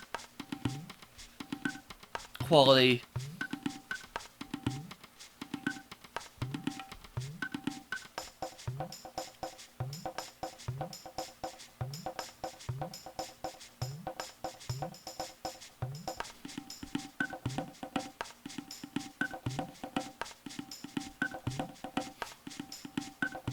I said this before, but it bears repeating that I feel that Chrono Cross, like, the plot of it is just not anywhere near as memorable as Chrono Trigger, and it just kind of falls under the weight of all the different ideas it throws at you. Like, it makes sense when you, like, play it or, like, watch it, but, but after you're done with it, like, you just forget a lot of it because there's, like, just so much going on. And, like, Chrono Trigger, despite the fact that it involves a lot more time travel, like, I remember so much of it, like, from watching Let's Plays and the times I played it myself.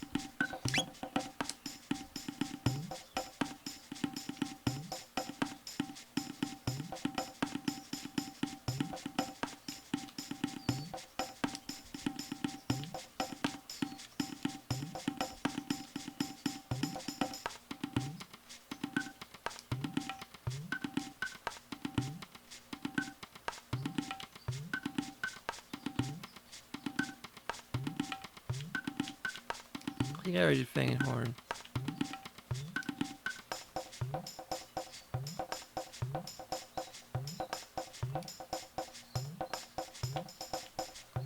Fang and Feather? Ruby Vest.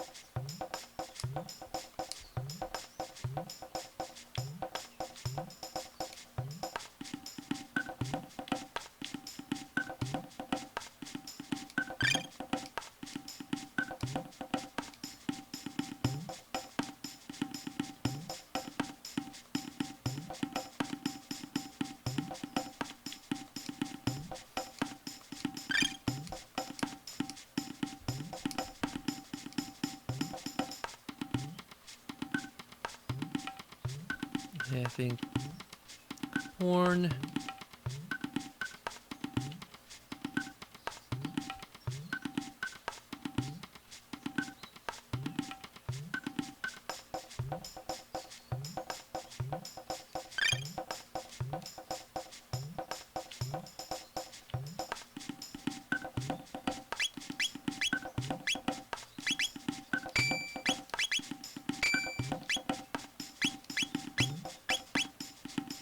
Oh, she already has the Ruby Vest. Well, I'll just put that on an Ayla then. I mean, Ayla, Luca.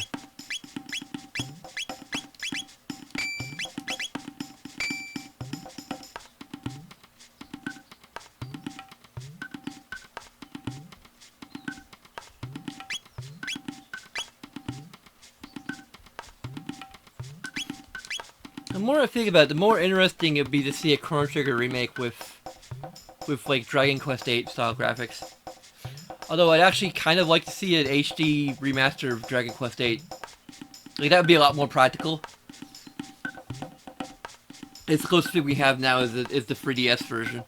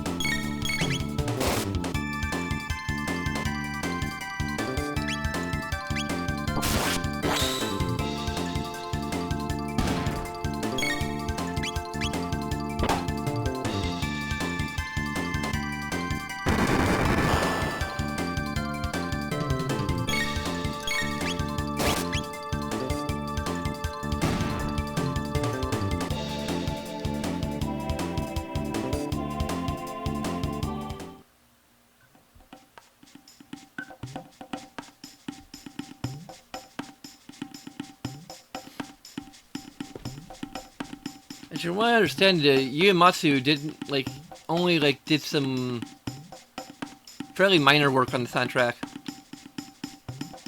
Looks like the head composer of Chrono Trigger is also the head composer of Chrono Cross.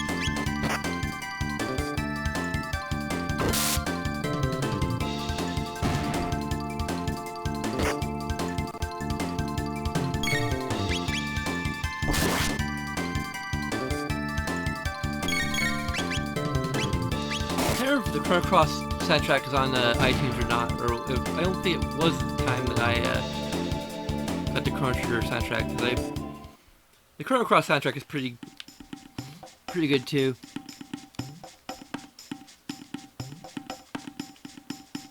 It has a different vibe to it, but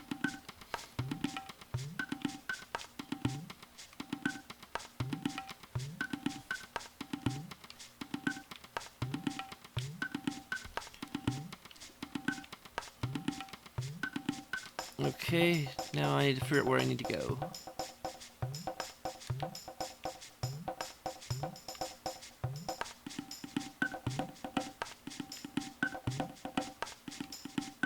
Oh, there we go.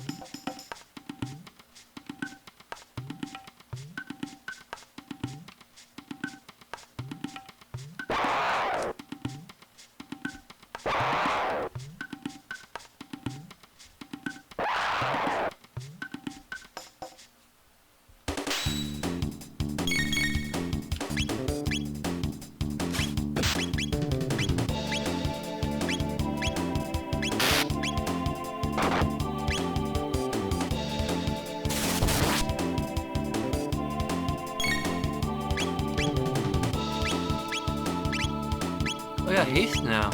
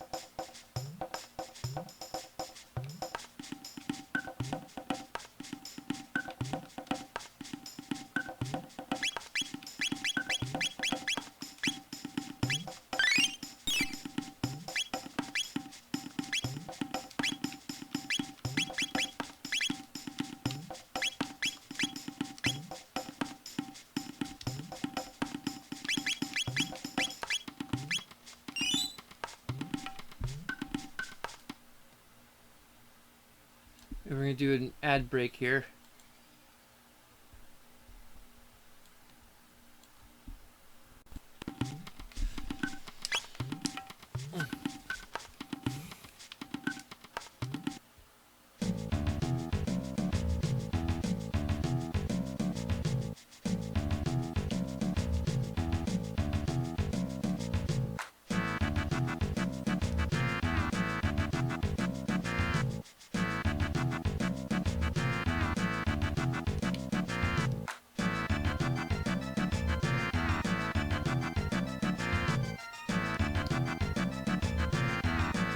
What?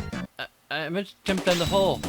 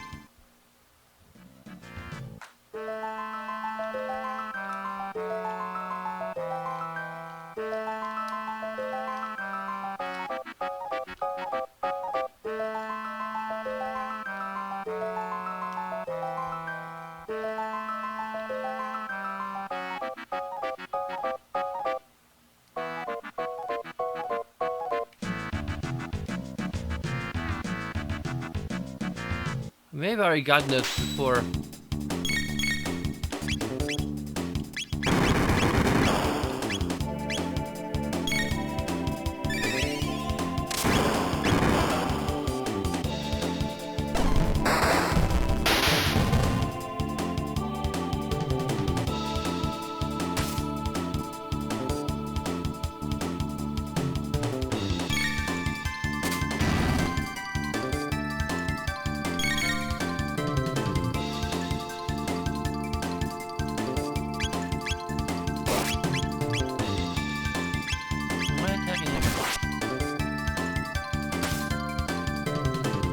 No, I need a shotgun again.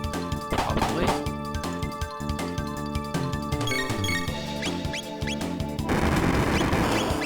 I should just do regular lightning.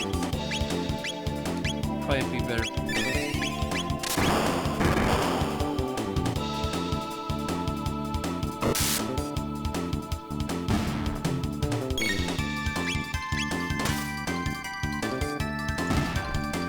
I've been getting like more subscribers and more views for Chrono Trigger than...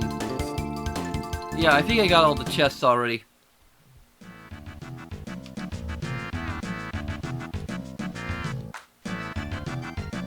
Now I gotta fight these guys again.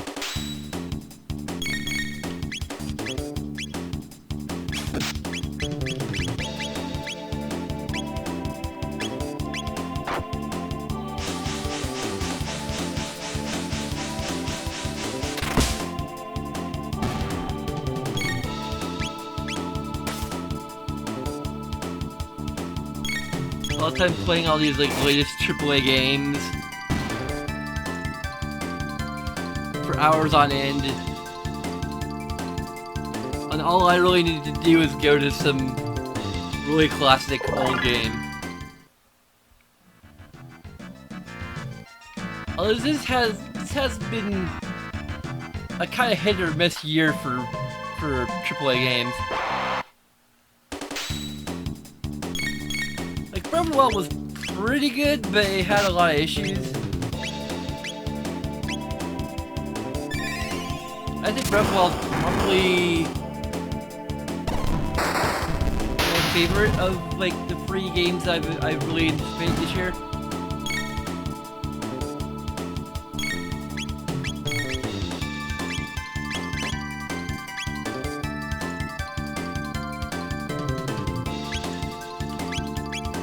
I'll probably end up streaming Breath of the Wild when I get the ability to stream for HDMI.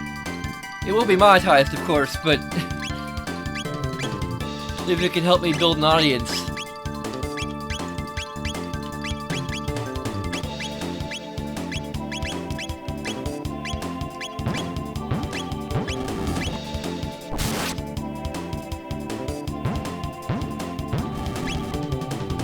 No, it's literally bounced on out.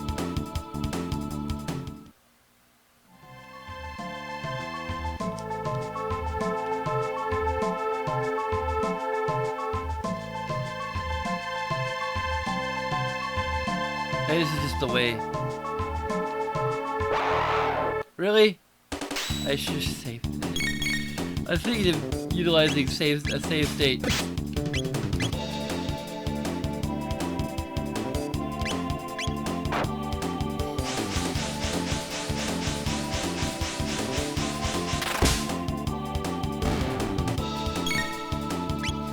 I probably won't have much of a choice.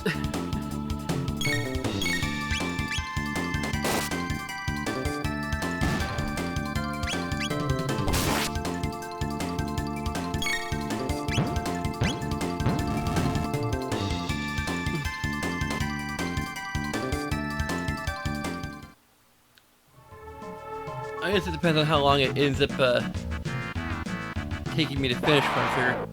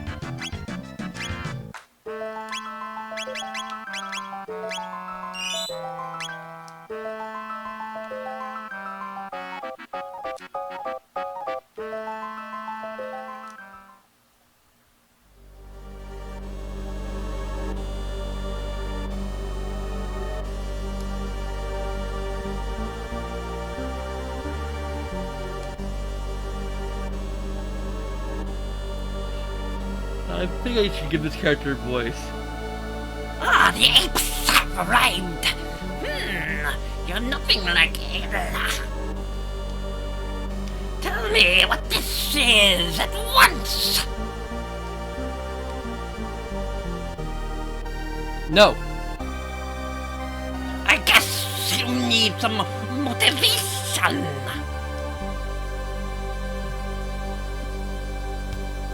Come, Nizbel!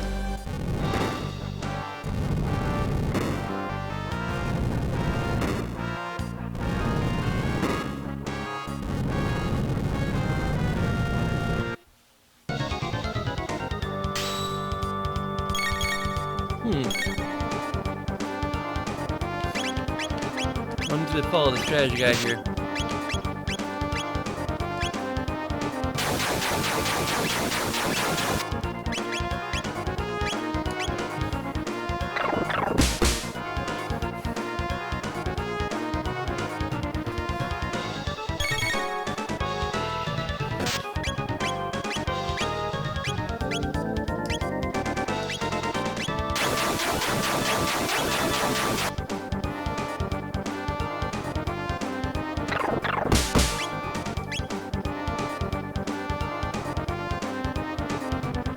Oh yeah, lightning spell. Probably should do that too.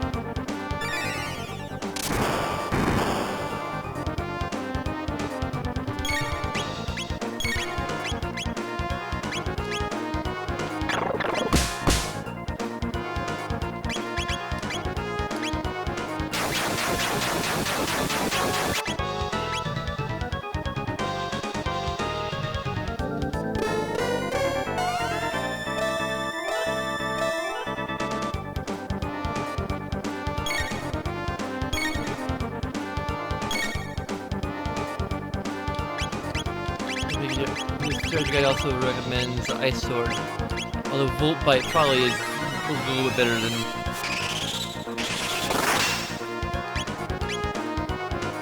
That's 655.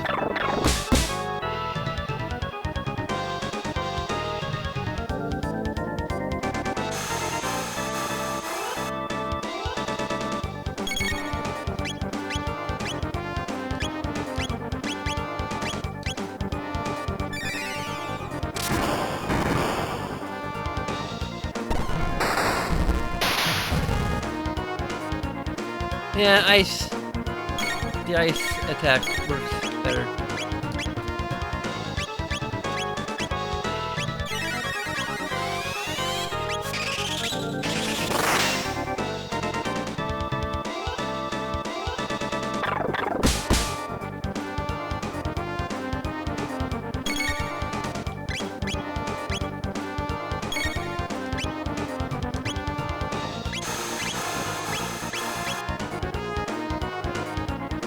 Ew!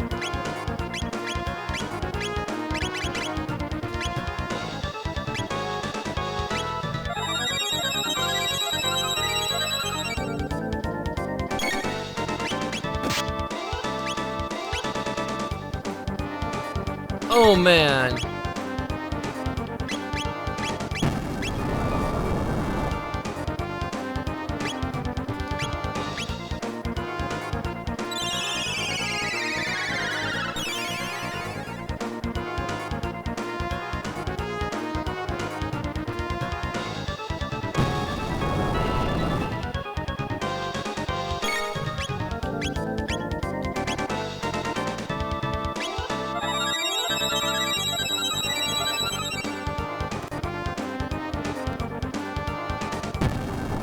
Oh great, is he gonna die again?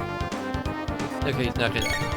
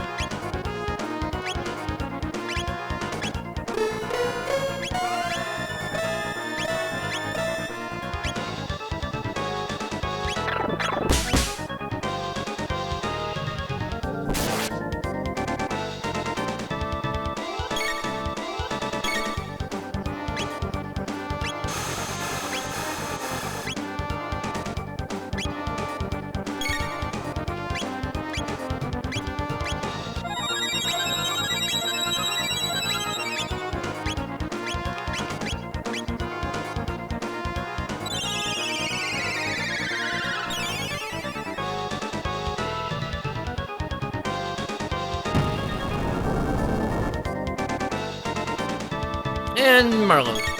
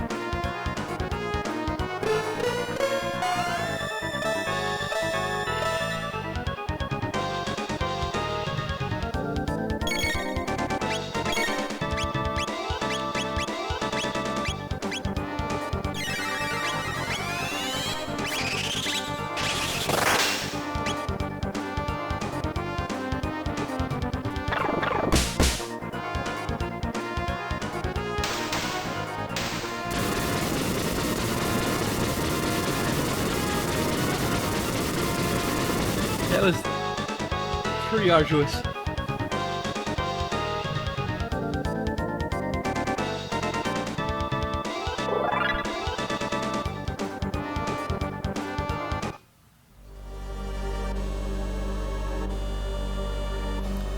The apes have beaten Israel. I should notice The apes. gotta get those S's.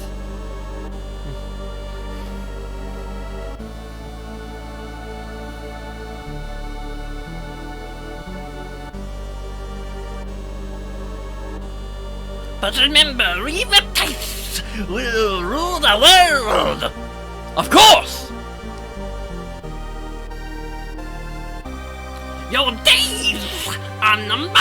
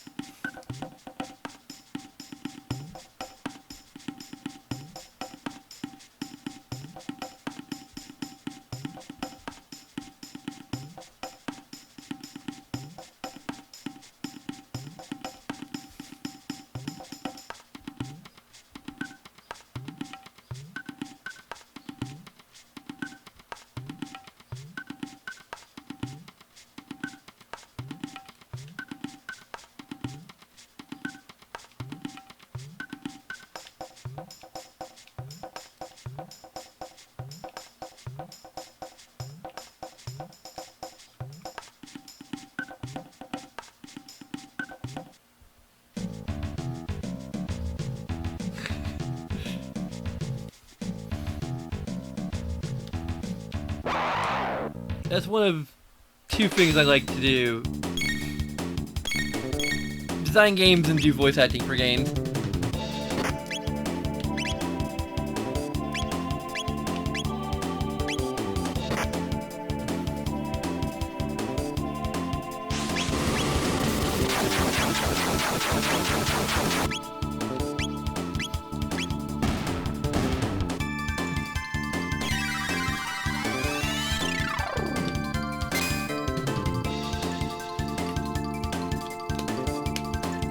If RPG Maker, I can definitely do both.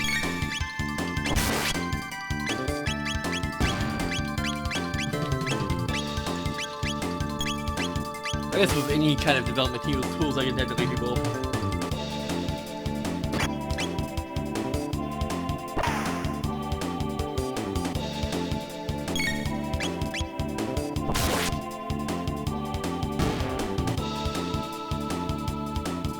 When I did theater in college, I think my specialty for the most part was doing characters with funny voices.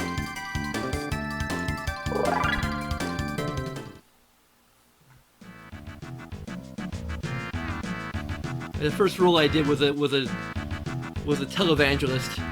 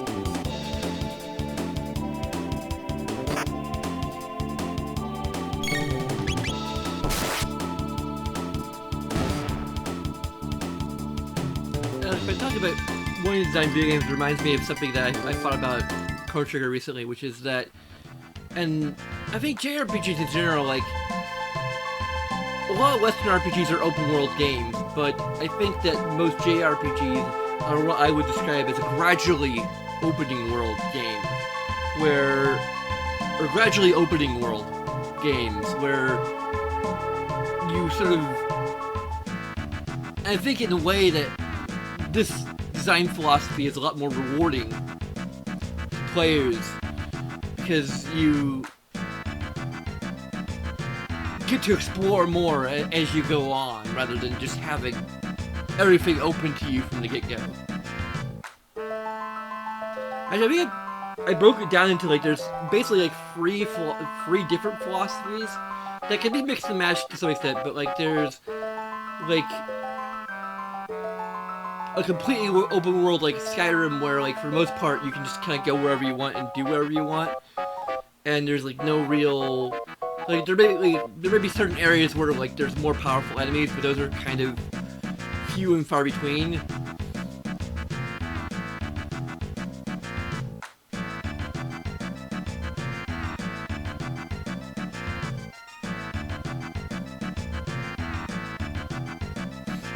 And then there's games like most JRPGs, including Chrono Trigger, where you have things gradually open up to you. I think one of the things that you often have is vehicles, which in Chrono Trigger there's only like one vehicle, although I think there's like an upgrade to that vehicle at some point. Yeah. Oh yeah, like there is, like it, but that's spoilers. But like in Final Fantasy VII, you have like different types of, like, I think at one point you have like a car type vehicle, which you have chocobos, and then you have breeding chocobos to like make them even more versatile with regard to where they can go. Then you have like a sort of hover boat at some point, and then you have like a plane that technically doesn't become a plane because spoilers. It's more like a boat. Eventually you get the airship, and that's like one of the ultimate things, but it still can't like quite go everywhere. So like not only are you discovering like new regions of the map as you go along, but you're also like getting new vehicles that allow you to go to other places in the map. And of course in Chrono Trigger you have like different time periods, and you kind of unlock those as you go along. So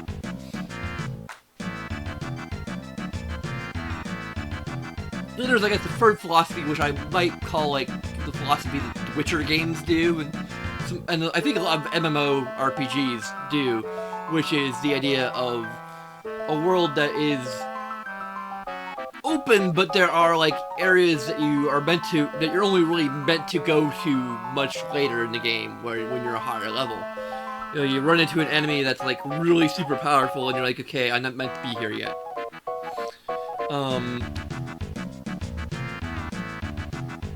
It's kind of similar to a gradually opening world, but it also like allows you a certain degree of like, if you like, I guess in an MMO, it's kind of like a way to use like grinding as a difficulty level adjustment. You know, so if you want to challenge yourself, you can like skip over some areas or like head directly to the higher level areas. But yeah, this has been discussion of gameplay mechanics with Pixels Plays.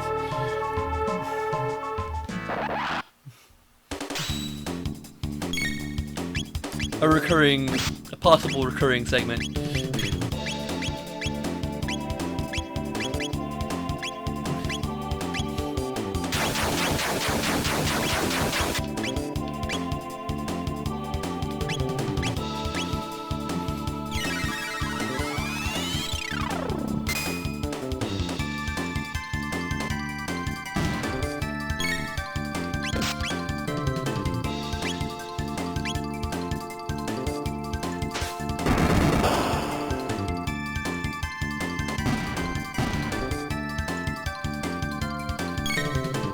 I like to think that I study game design, not academically, but as an extension of my hobby.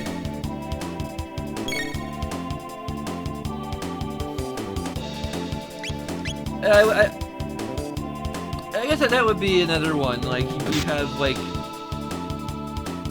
But that isn't, like, an open world, per se. Like, that's... Like, I wouldn't categorize Final Fantasy X as an open world game. Although it's admittedly more of an open world game than Final Fantasy XIII. Sick burn! Although Final Fantasy XIII does open up after a certain point, but so does Final Fantasy X to a certain degree.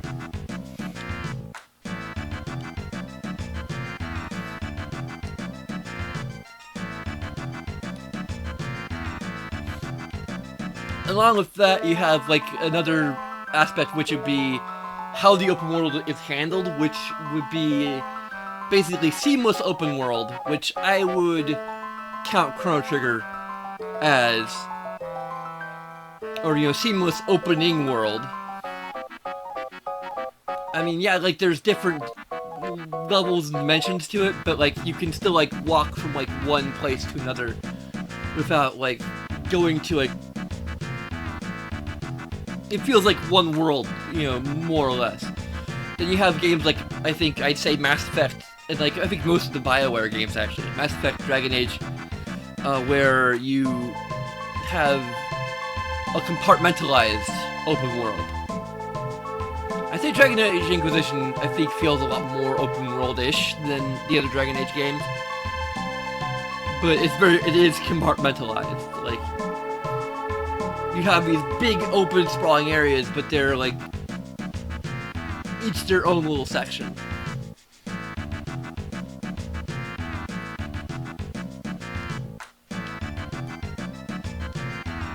I think Mass Effect Andromeda kind of does that, too.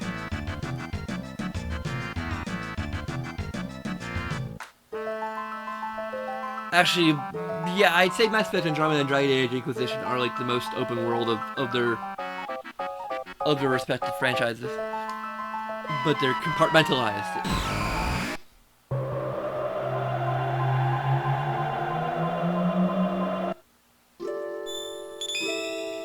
And Bethesda, I think I would count as like a seamless open world. Like, yeah, there's loading screens, but like that doesn't like really.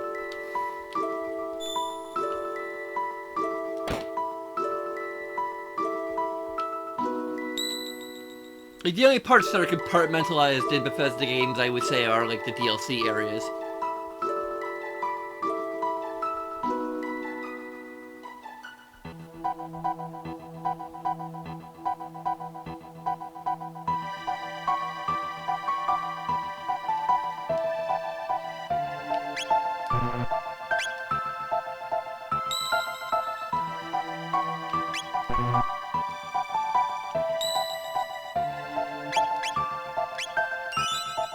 The Masamune! I think we'll actually stop where I was planning on stopping last time before I realized that there's a whole lot more to do.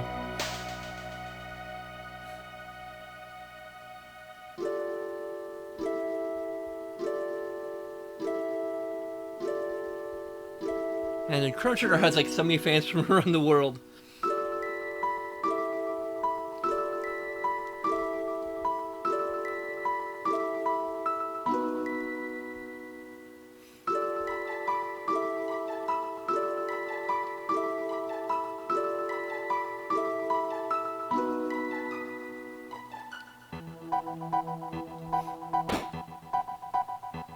Yep, he's like in his next stage now.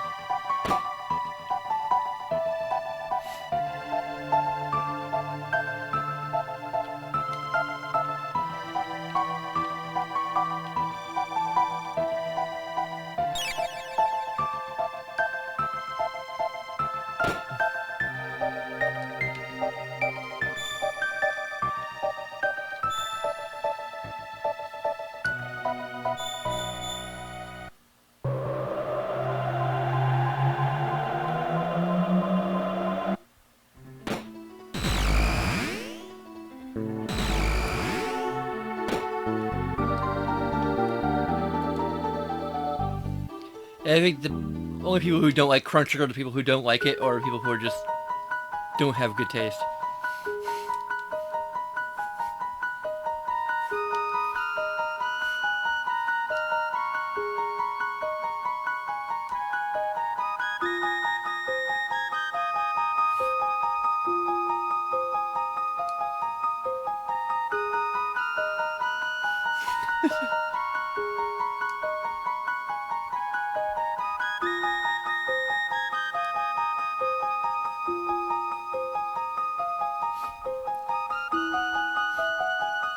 Oh yeah, by the way, my internet handle is actually DJ Gamer, so...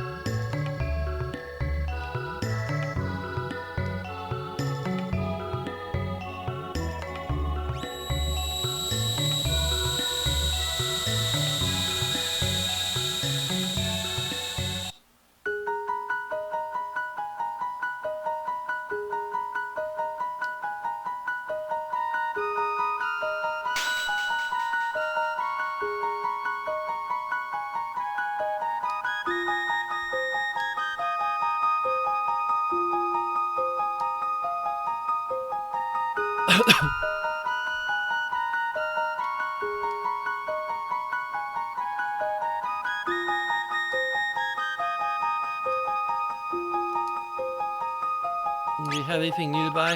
Nope.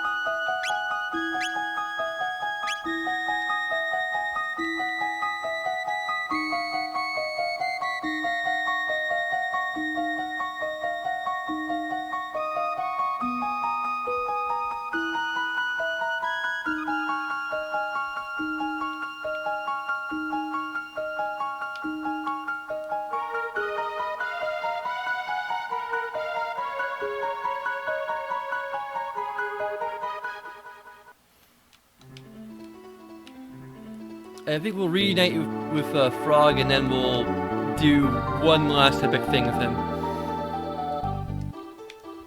If we're calling it a night.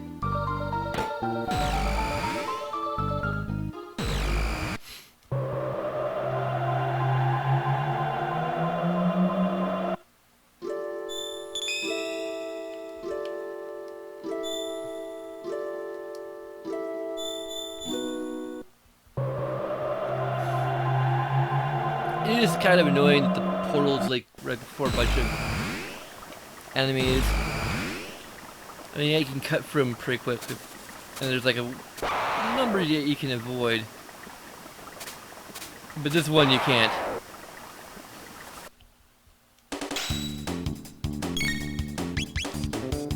It's fortunate that this game is combat is so fast-paced.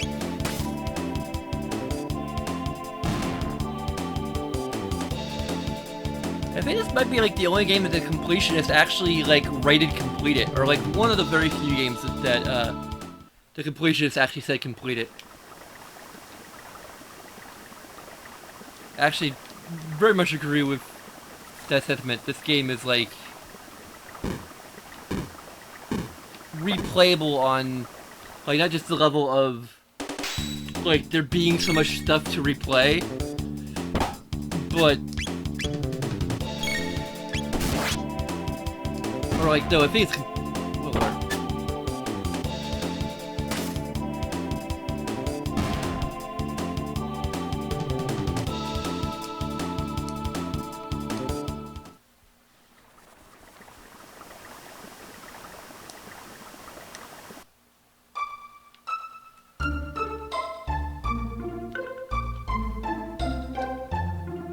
Like, it's not just on the level that there's so much stuff to, like, experience and so many things to, like, unlock and do in the game, but because, like, the actual mechanics of it are, like, so engaging and fun that it's actually, like, worth replaying.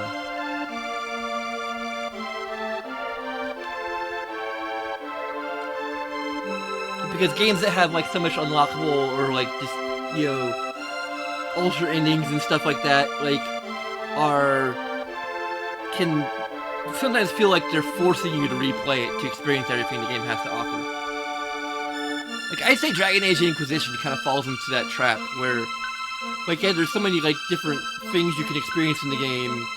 Like, you can do different characters and have, like, different romance options, but the gameplay doesn't really hold up to multiple playthroughs, and in Chrono Trigger, it does hold up to multiple playthroughs.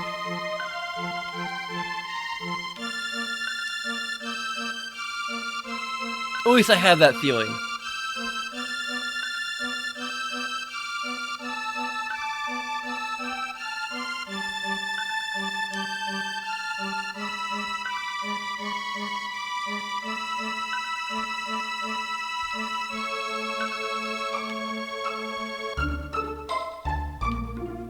This version is not bad, but it's not, like, really optimal for an emulator. Like, for one, the color scheme seemed, like, from what I did in my test playthrough, the color scheme's a little more muted. I think it's because it's meant for, like, a backlit display. Although I would think maybe some emulators have a way to compensate for that.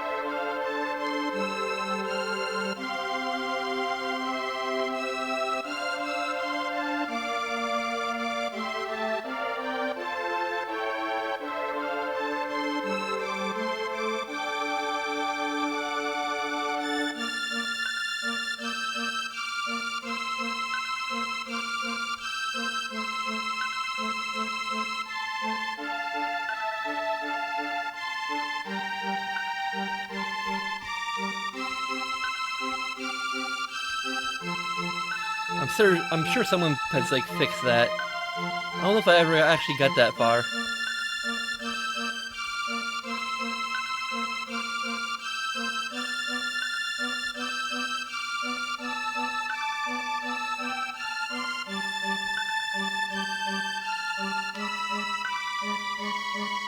That'd be another reason not to play it on an emulator for the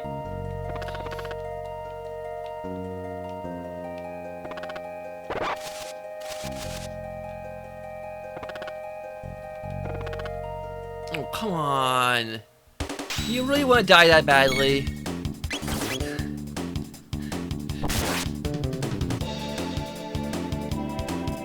Okay, I guess I can't instantly kill them? Like, even now?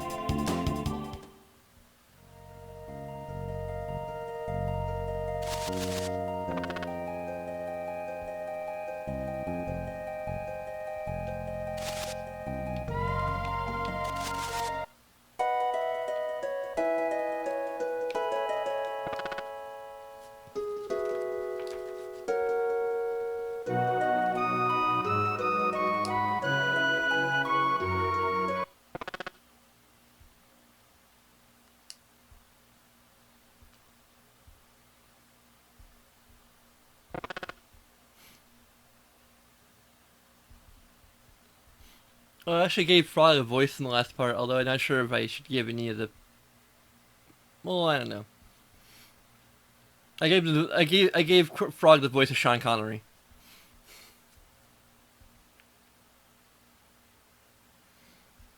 I must ponder this turn of events.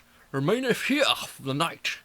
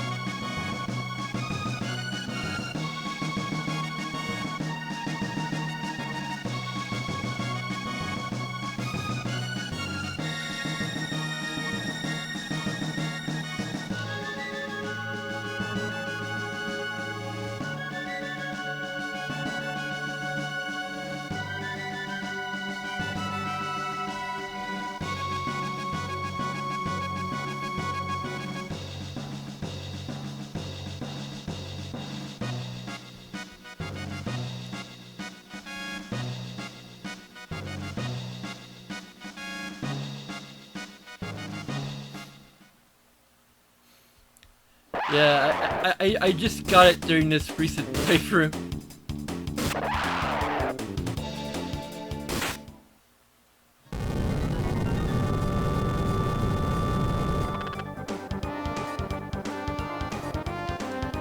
Oh, if I had known that this would be launching into this whole flashback sequence, I would have.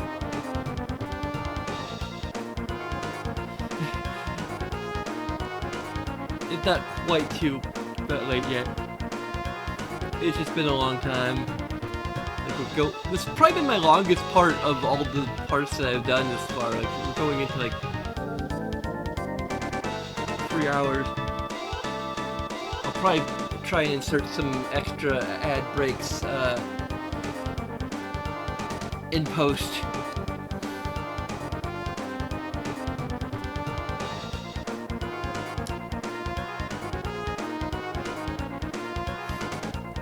actually need to like try and make a highlight of. There's one part in the Skyrim playthrough where I was. Oh yeah, It's the one part where I become the gourmet for the Dark Brotherhood. It's like I am the gourmet.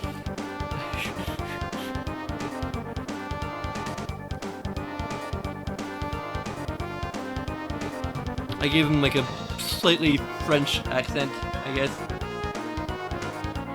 Or maybe, or I don't know, like maybe a bit of a Puss in Boots from Shrek. I don't know. I don't know exactly what it's akin to.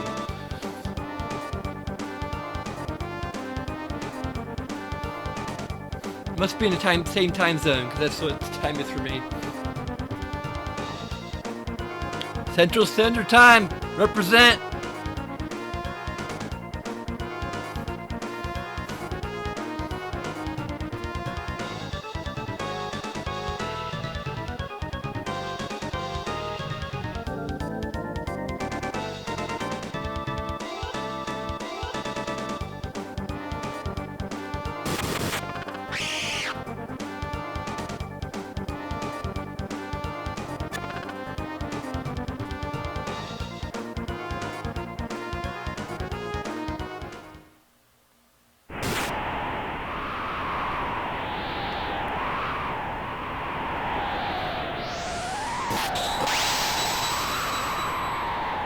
Cyrus, the sword!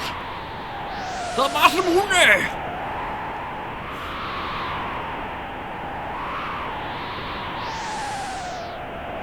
Yeah! Is that the best you can do? Besides the sword and nothing. I need to...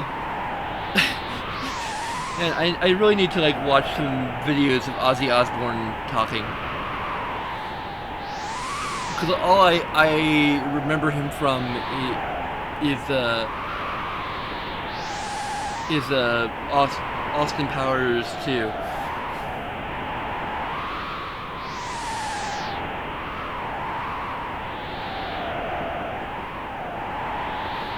I think you betrayed the law. Law. Had to get that message.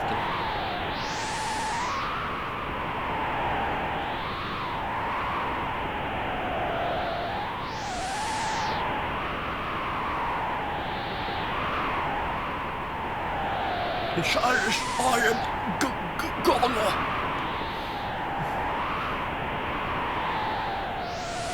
Glenn, escape while I keep them at bay. But if you stay, I'll get us both. Go on, Glenn.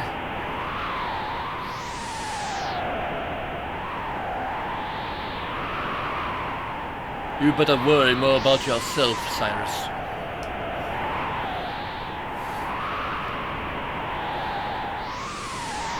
Come on, Glenn, go! Ah!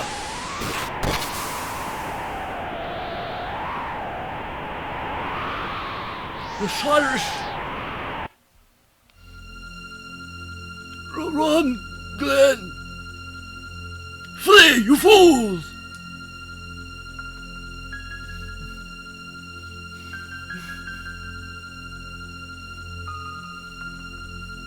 The Queen, take care of these. Dot, dot, dot, dot, dot, dot. The Cyrus! Cyrus! I'm sorry, I'm making this a little... What's the matter? Aren't you going to try your luck? Oh. Got your cake, got your tongue kid? How about it, Megan? Can't you give him a a more fitting form. Pilgrim.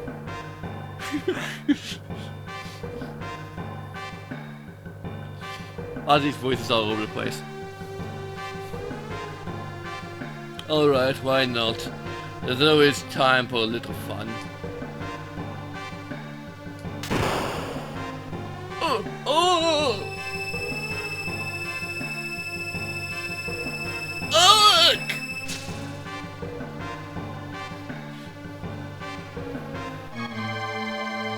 Yes! That is wimp.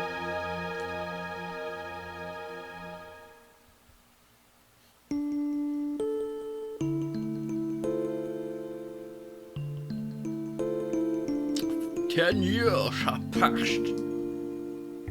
Can I do it? I've changed so much.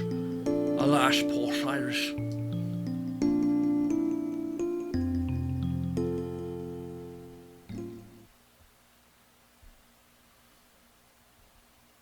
"Awaketh, Pixel!"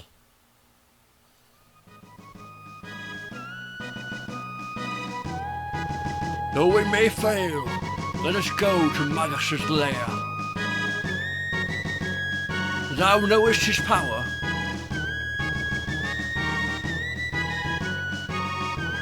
Nothing can beat science! I should give Luca the Doctor Insane Oak voice.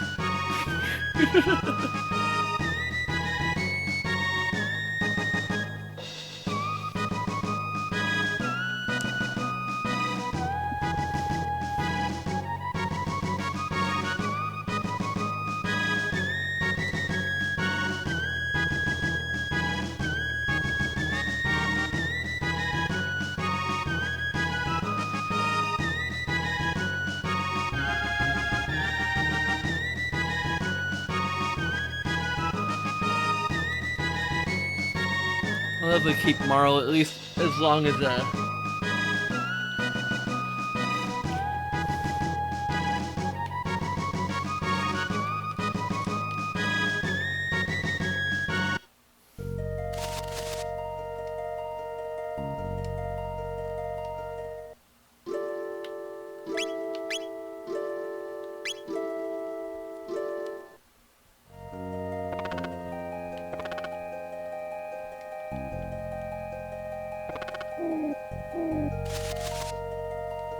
I probably actually need to grind Luca a bit.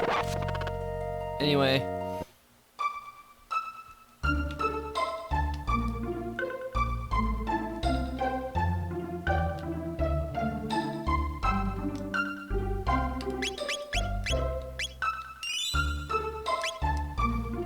So we got one last thing to do before we call it a night.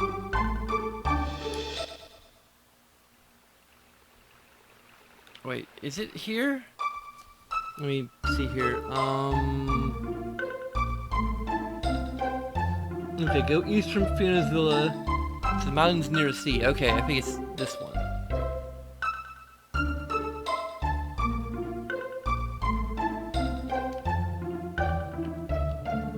There we go.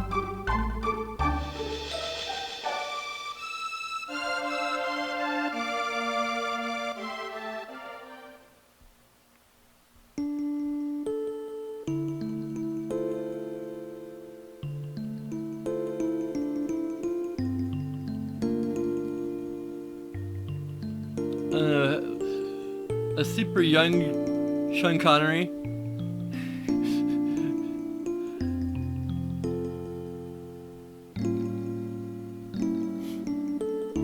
I don't know, I guess use my regular default kid voice. Ah!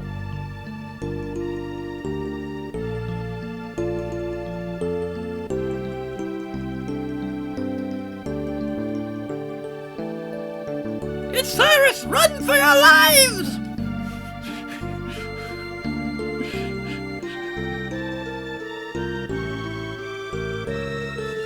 Snivel! Fake Cyrus! Then there's times when people simply have to grit their teeth.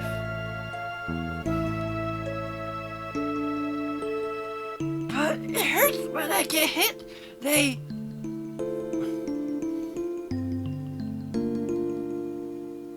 You're a marshmallow, Glenn. A marshmallow. A marshmelon. Marshmallow. Another thing that's squishy.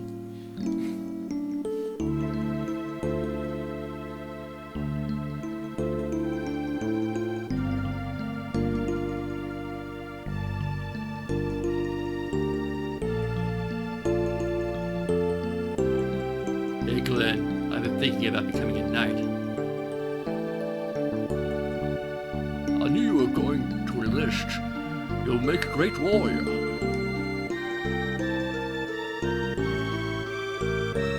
Why don't you join too?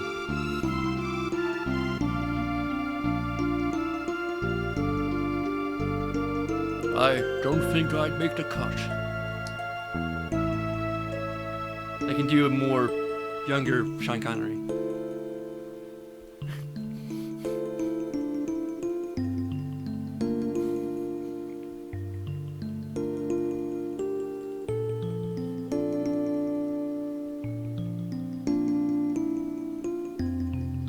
But why? But why? You're better with a sword than I am. You're better. Yeah, better.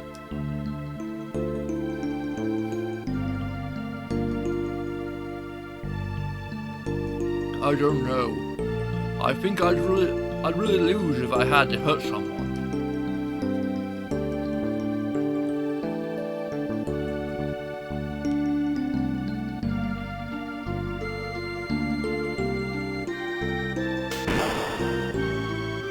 Didn't we just see this?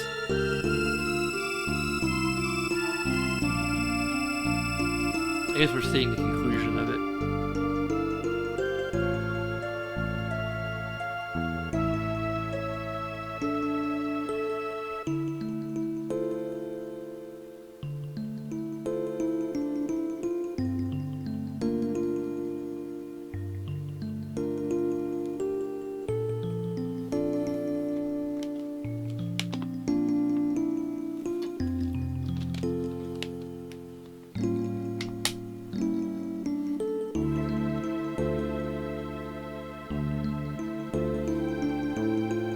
Someone's been to Wikipedia.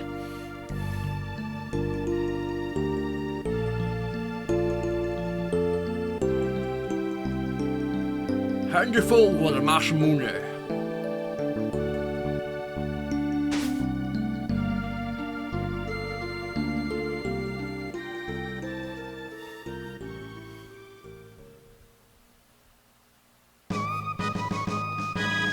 My name is Glenn.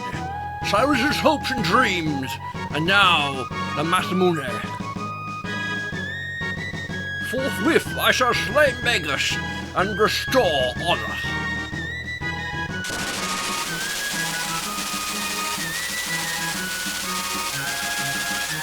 Here he is, the frog who pulled sword from grass and dirt.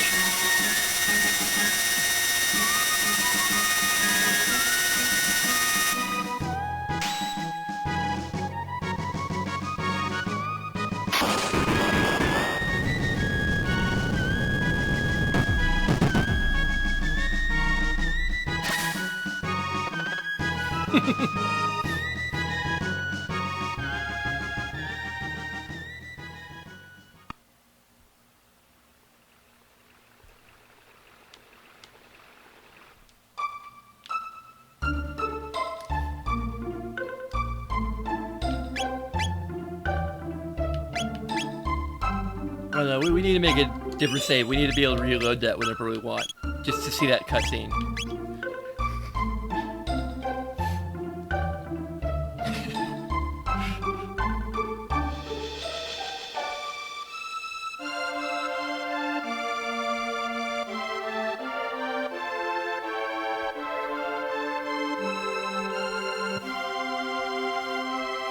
So, yeah.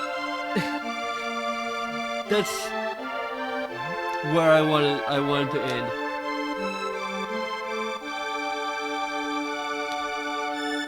I can swear, I only maybe watched one Let's Play of it. I think it was H.T. Bailey. but I may have watched some other Let's Plays of this. I don't know. I think I started watching the Game Grumps one, but then I kind of got bored with it just being Aaron. It's funny, I just like noticed that one of the people I follow, Halloween, has been doing a playthrough of Chrono Trigger. So I guess like maybe this is just like some time in the... Maybe it was like the recent release of I Am Setsuna that maybe has like restored people's interest in Chrono Trigger, which is great because we need more people talking about Chrono Trigger and convincing Square to do something with it, like sequel, remake.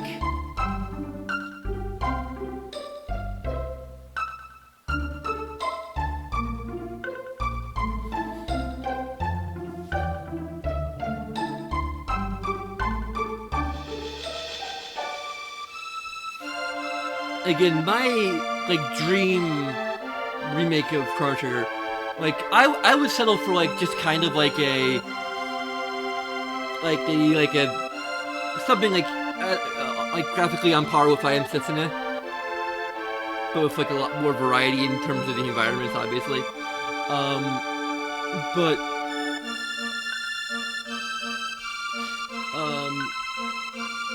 alternatively, they could use like really high resolution pixel, or like just high resolution 2D art. Would also work.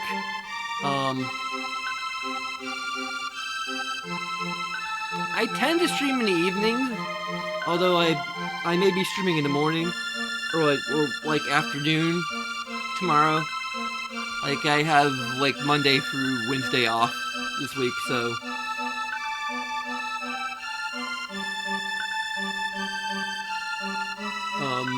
But like the ultimate, like visually, would be something along the lines of Dragon Quest VIII, like cel shaded, like really detailed cel shaded world would be like pretty freaking awesome.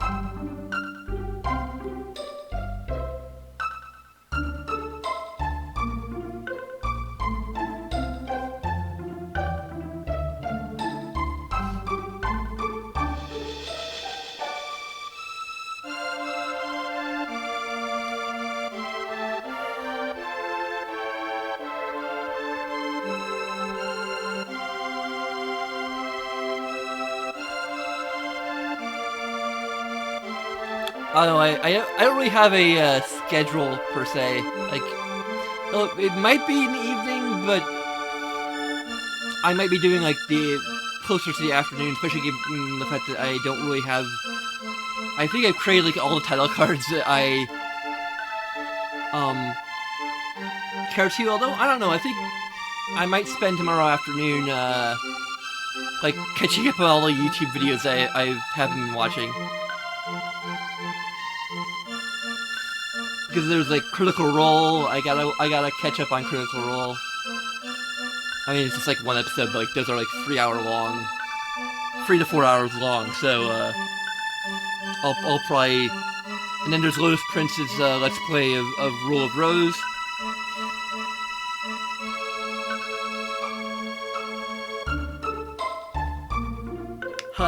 Going into recommendations for Let's Players, Lotus Prince.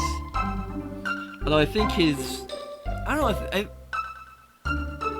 I think he may have actually changed his YouTube channel to Lotus Prince. But you can like just search for Lotus Prince and you'll find his videos. So.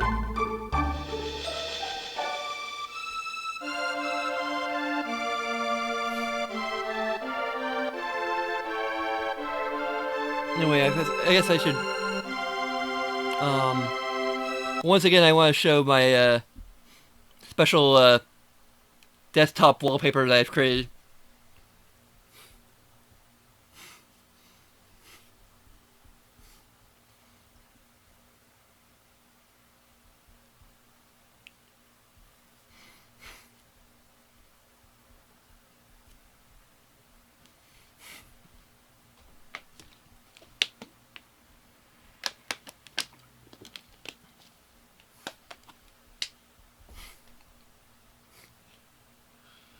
I'm considering making this into a t-shirt, but I don't know, like, I'm a little uncertain about whether or not it would constitute fair use. Although I'd probably put it on Zazzle rather than Cafe Press, because Cafe Press is kind of paranoid about copyright infringement. And I remember, I think I got I think the Dreamcast is like the first console I bought with my own money. Like, I think it's a combination of like saving up my allowance and waiting for like Christmas, because like I always get like $100 from my grandmother each Christmas. So I think it was a combination of like saving my allowance and my Christmas money. So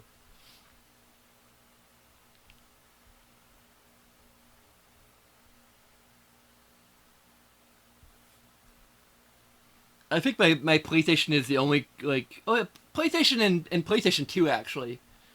PlayStation 2 is the only functioning, although I guess it was the first one we had. So the PlayStation 2 is my only functioning console that I still have from when I was younger.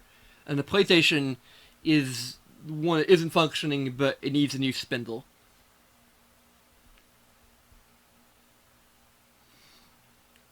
And I had to say the one game that I had from as a kid that I totally regret having traded in, Earthbound. I like bought it like in the box. I think we threw out the box, which was another mistake, but like the lesser of the two mistakes I made. Um,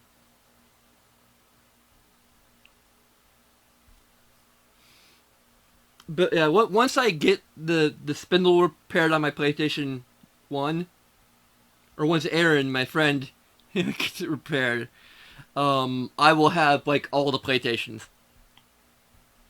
Here's an interesting, yeah.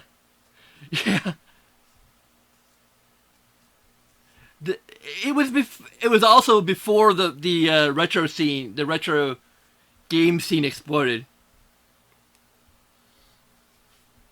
I think I made up for it somewhat by getting it both on the Wii U and the 3DS.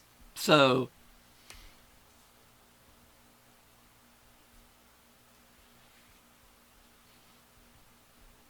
like I could have like gotten a whole lot more money for it than I did. I think for one thing. At this point, it's priceless. Like it was like when I was in college, when I was between between the time when it was before I recognized the value of nostalgia.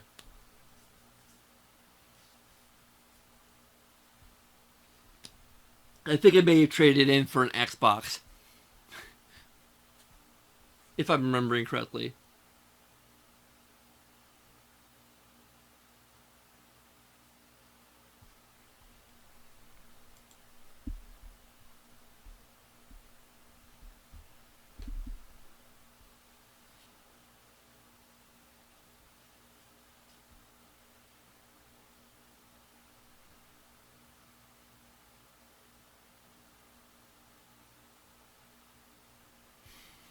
I have some inheritance money coming in, which I referred to in some previous Let's Plays.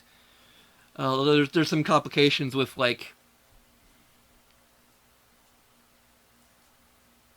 Actually, I did play Secret of Evermore back in the day. It's one of, like, it's... Fun fact, that guy who composed Secret of Evermore is the same guy who composed, like, the later... the more recent, Elder Scrolls games, Jeremy Soule.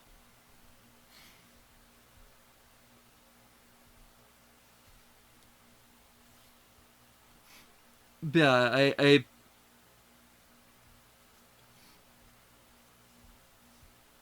like I'm on Social Security disability, so not actually Social Security insurance actually.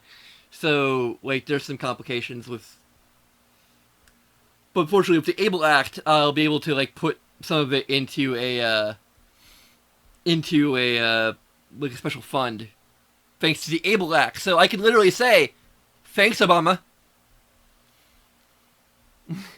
But besides getting a much better PC, so I can like stream a lot more stuff and stream at higher level of quality, and like have like the chat actually be displayed here, um, on screen amongst other things. But I would kind of like to get a copy of Earthbound. Not sure if I'll be able to, because like the current plan is to get like $1,000 per month for like the first 2 months for like 2 months, and then put the rest of it into an able fund. Um,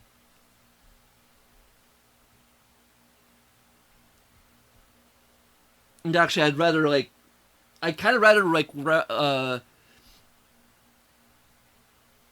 um try and complete like at least the main albums of my Ayumi Hamasaki music collection.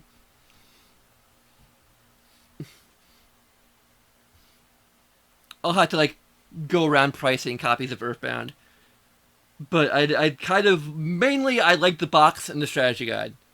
Like if I can find a listing for just the box of Earthbound and the strategy guide, I would be like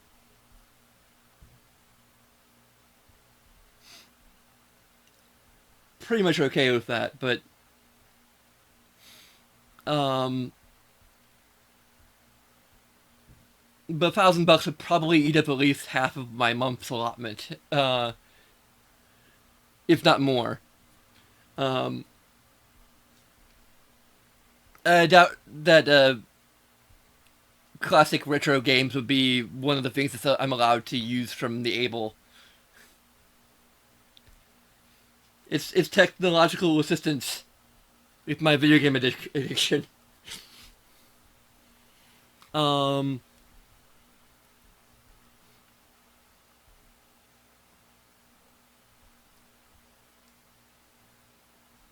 I've kind of wanted to get Rule of Rose, but I've heard that it's not like. But now that like Lowe's Prince is doing a let's play of it, it would probably be. I'd probably wait for it to like have like a digital version of it, because like all I'd really get out of playing it would be the story, because it's a game that I'm more interested in like just seeing the story, and with let's plays that accommodates um that approach. And I'd rather like buy a digital copy because I'd be supporting the developers rather than people trying to get rich off of like selling rare games.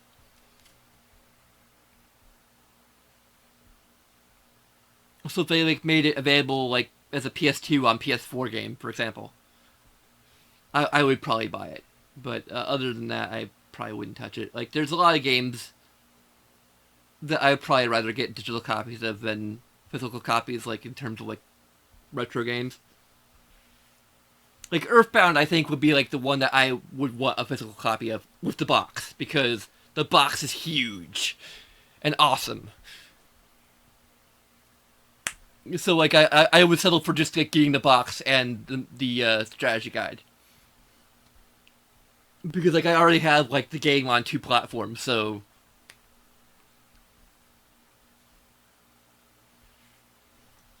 and it'd be a bunch of the merch too.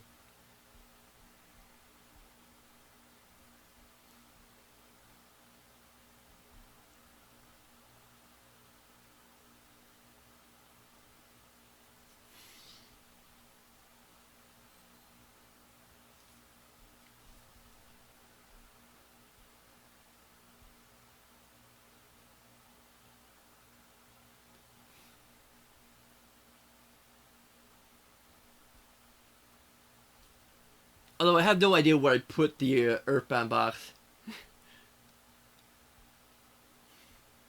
I'd find a place. I'd find a place of honor to put it. Anyway, second thing I have to show is the remastered intro sequence, or remastered audio.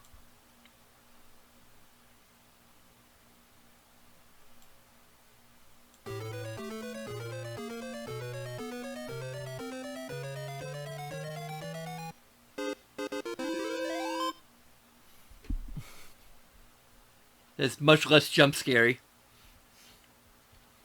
Yeah, I made the chiptune by like finding a MIDI files for both the chest opening and then the item get jingles, and I take them into Fruity Loops and then apply a Famicom sound patch to them. Unfortunately, the volume level for the Famicom, for the item get effect was way too loud, so I had to like go into Fruity Loops and redo it and lower the volume because like yeah, I could have like lowered the volume on the sound file, but basically it was up to a point where like it was distorted. So it's better in that case just to like redo it, the whole thing. Actually, this is like this version of the pixel sprite is something I actually created like a while back. Like it's based on like I basically took the Link sprite from Legend of Zelda and like reworked it to look like the Pixels mascot. It even has like attack animations and such. If I ever refine this at some point, like I might have like running into an enemy and attacking him, but like I have no idea what I do for enemy design because I'm wanting to like do like all original stuff here, original pixel art rather than. I mean, like the mascot may be based off of Link, but it's kind of barely based off of Link. It's more like using Link as a reference and then.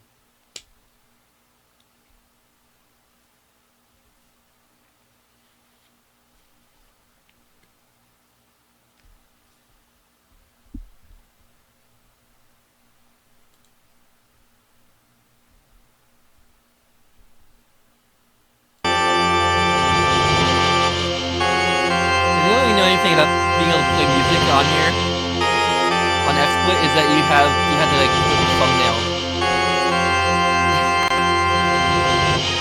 in there, which is just a little weird.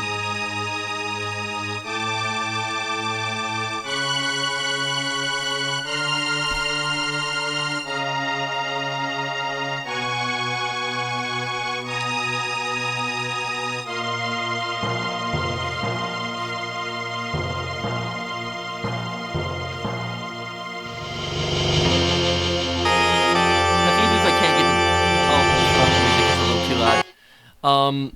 Even if I can't get the box for Earthbound, I would like to get the strategy guide. We'll have to like price these different things because like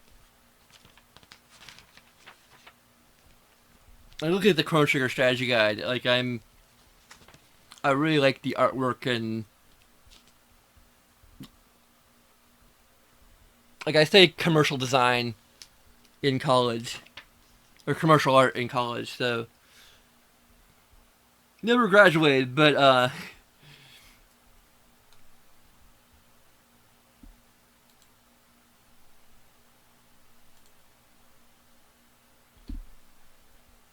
and my friend Aaron, who I refer to quite a few times, he may appear on one of these streams at some point. Actually, I'm thinking we might do a co-op play, I guess let's play of Lego Worlds at some point.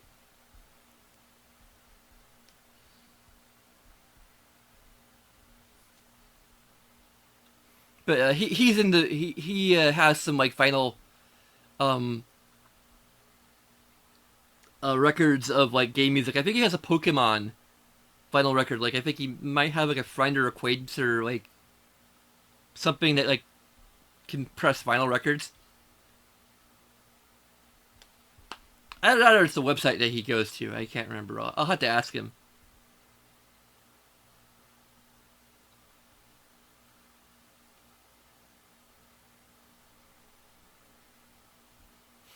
I actually kind of wonder if one could 3D print a vinyl record. That would be interesting. I mean, it'd probably be just easier to like press vinyl record yourself, but like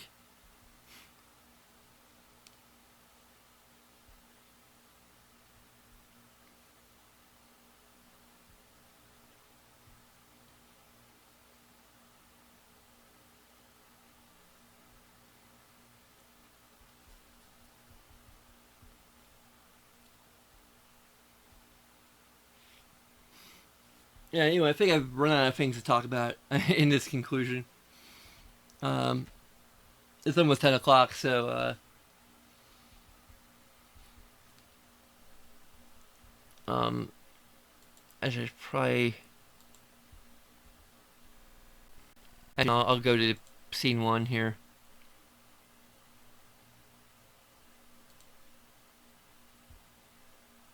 Poop the outro. Um,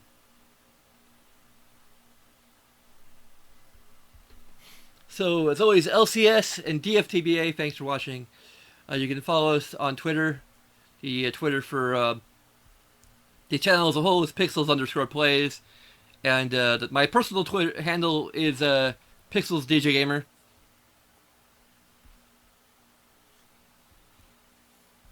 It kind of throws me off that I get called Pixel in the chat. I guess I don't mind. It's just like another nickname or online nickname to.